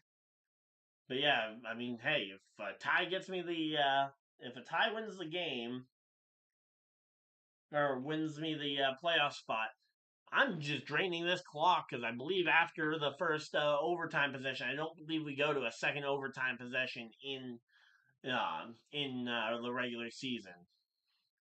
But yeah, that was such a big doink. I cannot believe that. That was such a heartbreaking one. So here we go. 2nd and 7 here for the Broncos. They got 3 yards on that last carry. And here we go. Bo Nix in shotgun. He's got to back off to his right. Throws it up. Finds Marvin Mims. Taken down for a loss. There we go. That's the kind of stopping that the Bengals need to do. And again, you cannot let them. You cannot let them keep getting first downs. You got to be able to stop them out.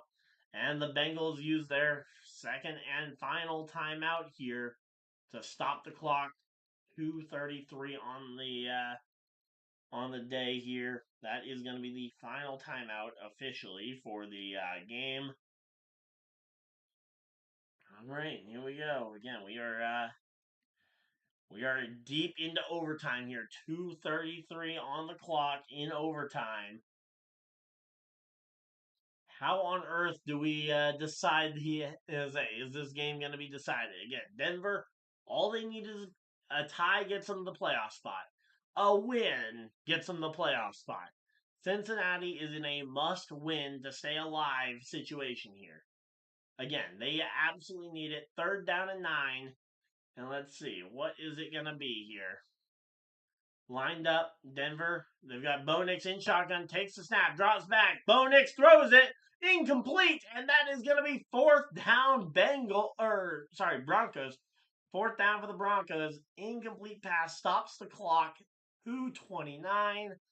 And we have got ourselves another punt situation, and the Bengals are going to get lined up. Now they've got no timeouts, and they're going to have to make a little bit of time on their drive. But they are going to need to I think they're going to need to book it down the field because there's not going to be a lot of time left. And Denver is going to do everything they can to avoid letting the the Bengals stop this one. And oh, here we go. Where's the ball gonna get stopped? Oh, and as it gets touched. And as it gets touched around the 35, 36 yard line, so that is where the Bengals will take over possession. They lost 9 seconds on that punt, so that was a very good punt attempt there.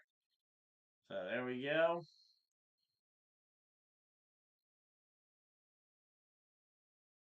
So, all right. So Kevin York, the Bengals field goal kicker, made a 59-yarder last week. So absolutely, their kicker is capable of almost any level kick. I mean, 59 yards is only about 7 yards off from the record one. So again, next score wins game here, and it is Bengals ball. Come on. All right, here we go. Takes the throw, first down, and number 80 comes down with it. The guy I cannot pronounce the name of. So there we go. First down for the Bengals, and we are crossing the 2 minute mark here in overtime. Is there a 2 minute warning in overtime too? Okay, apparently there is a 2 minute warning in overtime as well. I was unsure because it's very rare that we get to 2 minutes in overtime. So there we go. So they go to a commercial break. We will be right here. No more commercials for the rest of the night for us, and we will I'm excited for the end of this game. Hopefully, you guys are too. If you guys are excited for the game, feel free to hit the like button and subscribe if you guys are new so you guys don't miss any future videos or live streams. Again, we will be streaming the Green Bay versus Vikings game tomorrow at 4:30, and potentially, again, still up in the air, but I'm probably about 75% sure I'm going to be streaming the Washington Commanders versus Falcons game tomorrow night as well. So a double live stream potentially tomorrow. Again, we are still here through the end of the game. They are at commercial break. You guys are not missing anything. And I forgot to stop the clock at 2 minutes. So there we go. Reset the clock to 2 minutes. So again, 2 minute warning. Clock is stopped. And again, we are here and ready for this one. Thank you guys for everybody that has shown up here all night long. And again, it is they've got Rams versus Cardinals up next. I'm stoked. I cannot wait for that one. And here we go. They are almost in field goal range already here. And let's see. The Bengals offense. They've got Joe Burrow calling the play in here. Getting ready for this one. Hopefully you guys are excited. I know I certainly am. Takes the snap. And a quick shovel pass here to Khalil Herbert. Gets it to the first down. Bengals. And there we go. First down inside the field goal range. And again, now they're in a position where they can kick the field goal at any point, but they missed a really close one earlier. I mean, again, that I think is more so a fluke than anything, but I think that is a sign that you keep going for it. You go and take a couple of attempts at the end zone here before you go ahead and just give it to the kicker here, because this is still a long kick. So here we go at the 35. And takes the snap, drops back, looking, he throws it up for the head of Jamar Chase, incomplete. And that is going to stop the clock. 1:14 left in the game. And again, this game is so close to over. Again, the next score wins it. That was nearly the game winner there for the Bengals. If Jamar Chase had come down with that one, it would have been easily within field goal range. Could have sent out the field goal unit easily and probably have a good shot at it. Again, assuming that you don't have another issue like last time. So here we go. Takes snap, drops back, looking, fires it up. It's going to be deep. T. Higgins! If he was in bounds, was he in bounds? That is going to be the question here. 1:08 on the clock. Yeah, he ends up out of bounds, but did he get inbounds here? 1 foot, 2 feet. He's good. He gets it, and we are now at the 3 yard line here for the Bengals. Again, 1 foot, 2 feet, and the third step comes out of bounds. I think that's good. Again, he gets the ball while the other foot, I believe, while the back foot is still on the ground, I believe. So here we go. Again, it is hard to tell because of some of the blur from all the motion in the cameras. But here we go. This is the camera I think that shows the best view. There we go. Ball is in hands, back foot still on the ground for a couple seconds there. So there we go. Let's see. Booth review. And it is going to be a catch. First down, Bengals. And there we go. The Bengals have it at the 3-yard line. They could go and say they can go ahead and kick this one. It should be very hard to mess this one up. Not impossible, but very hard to mess this one up at this point. They are not sending out the field goal kicker yet, though. Burrow in shotgun. Khalil Herbert to his right here. Takes the snap, looking for the end zone, throws it up, touchdown! T. Higgins with the game winner. There we go. Touchdown, Bengals. And that is going to be the game winner there here in Cincinnati. They managed to come down with it. 30-24 is going to be the final here. And there we go. What a way for this game to end. With a final play touchdown. And yep, it is. And say, I'm assuming that this is good. He got both feet in. And let's see. The touchdown. There we go. Joe Burrow. Over 400 yards. 3 touchdowns. Not a single interception in sight.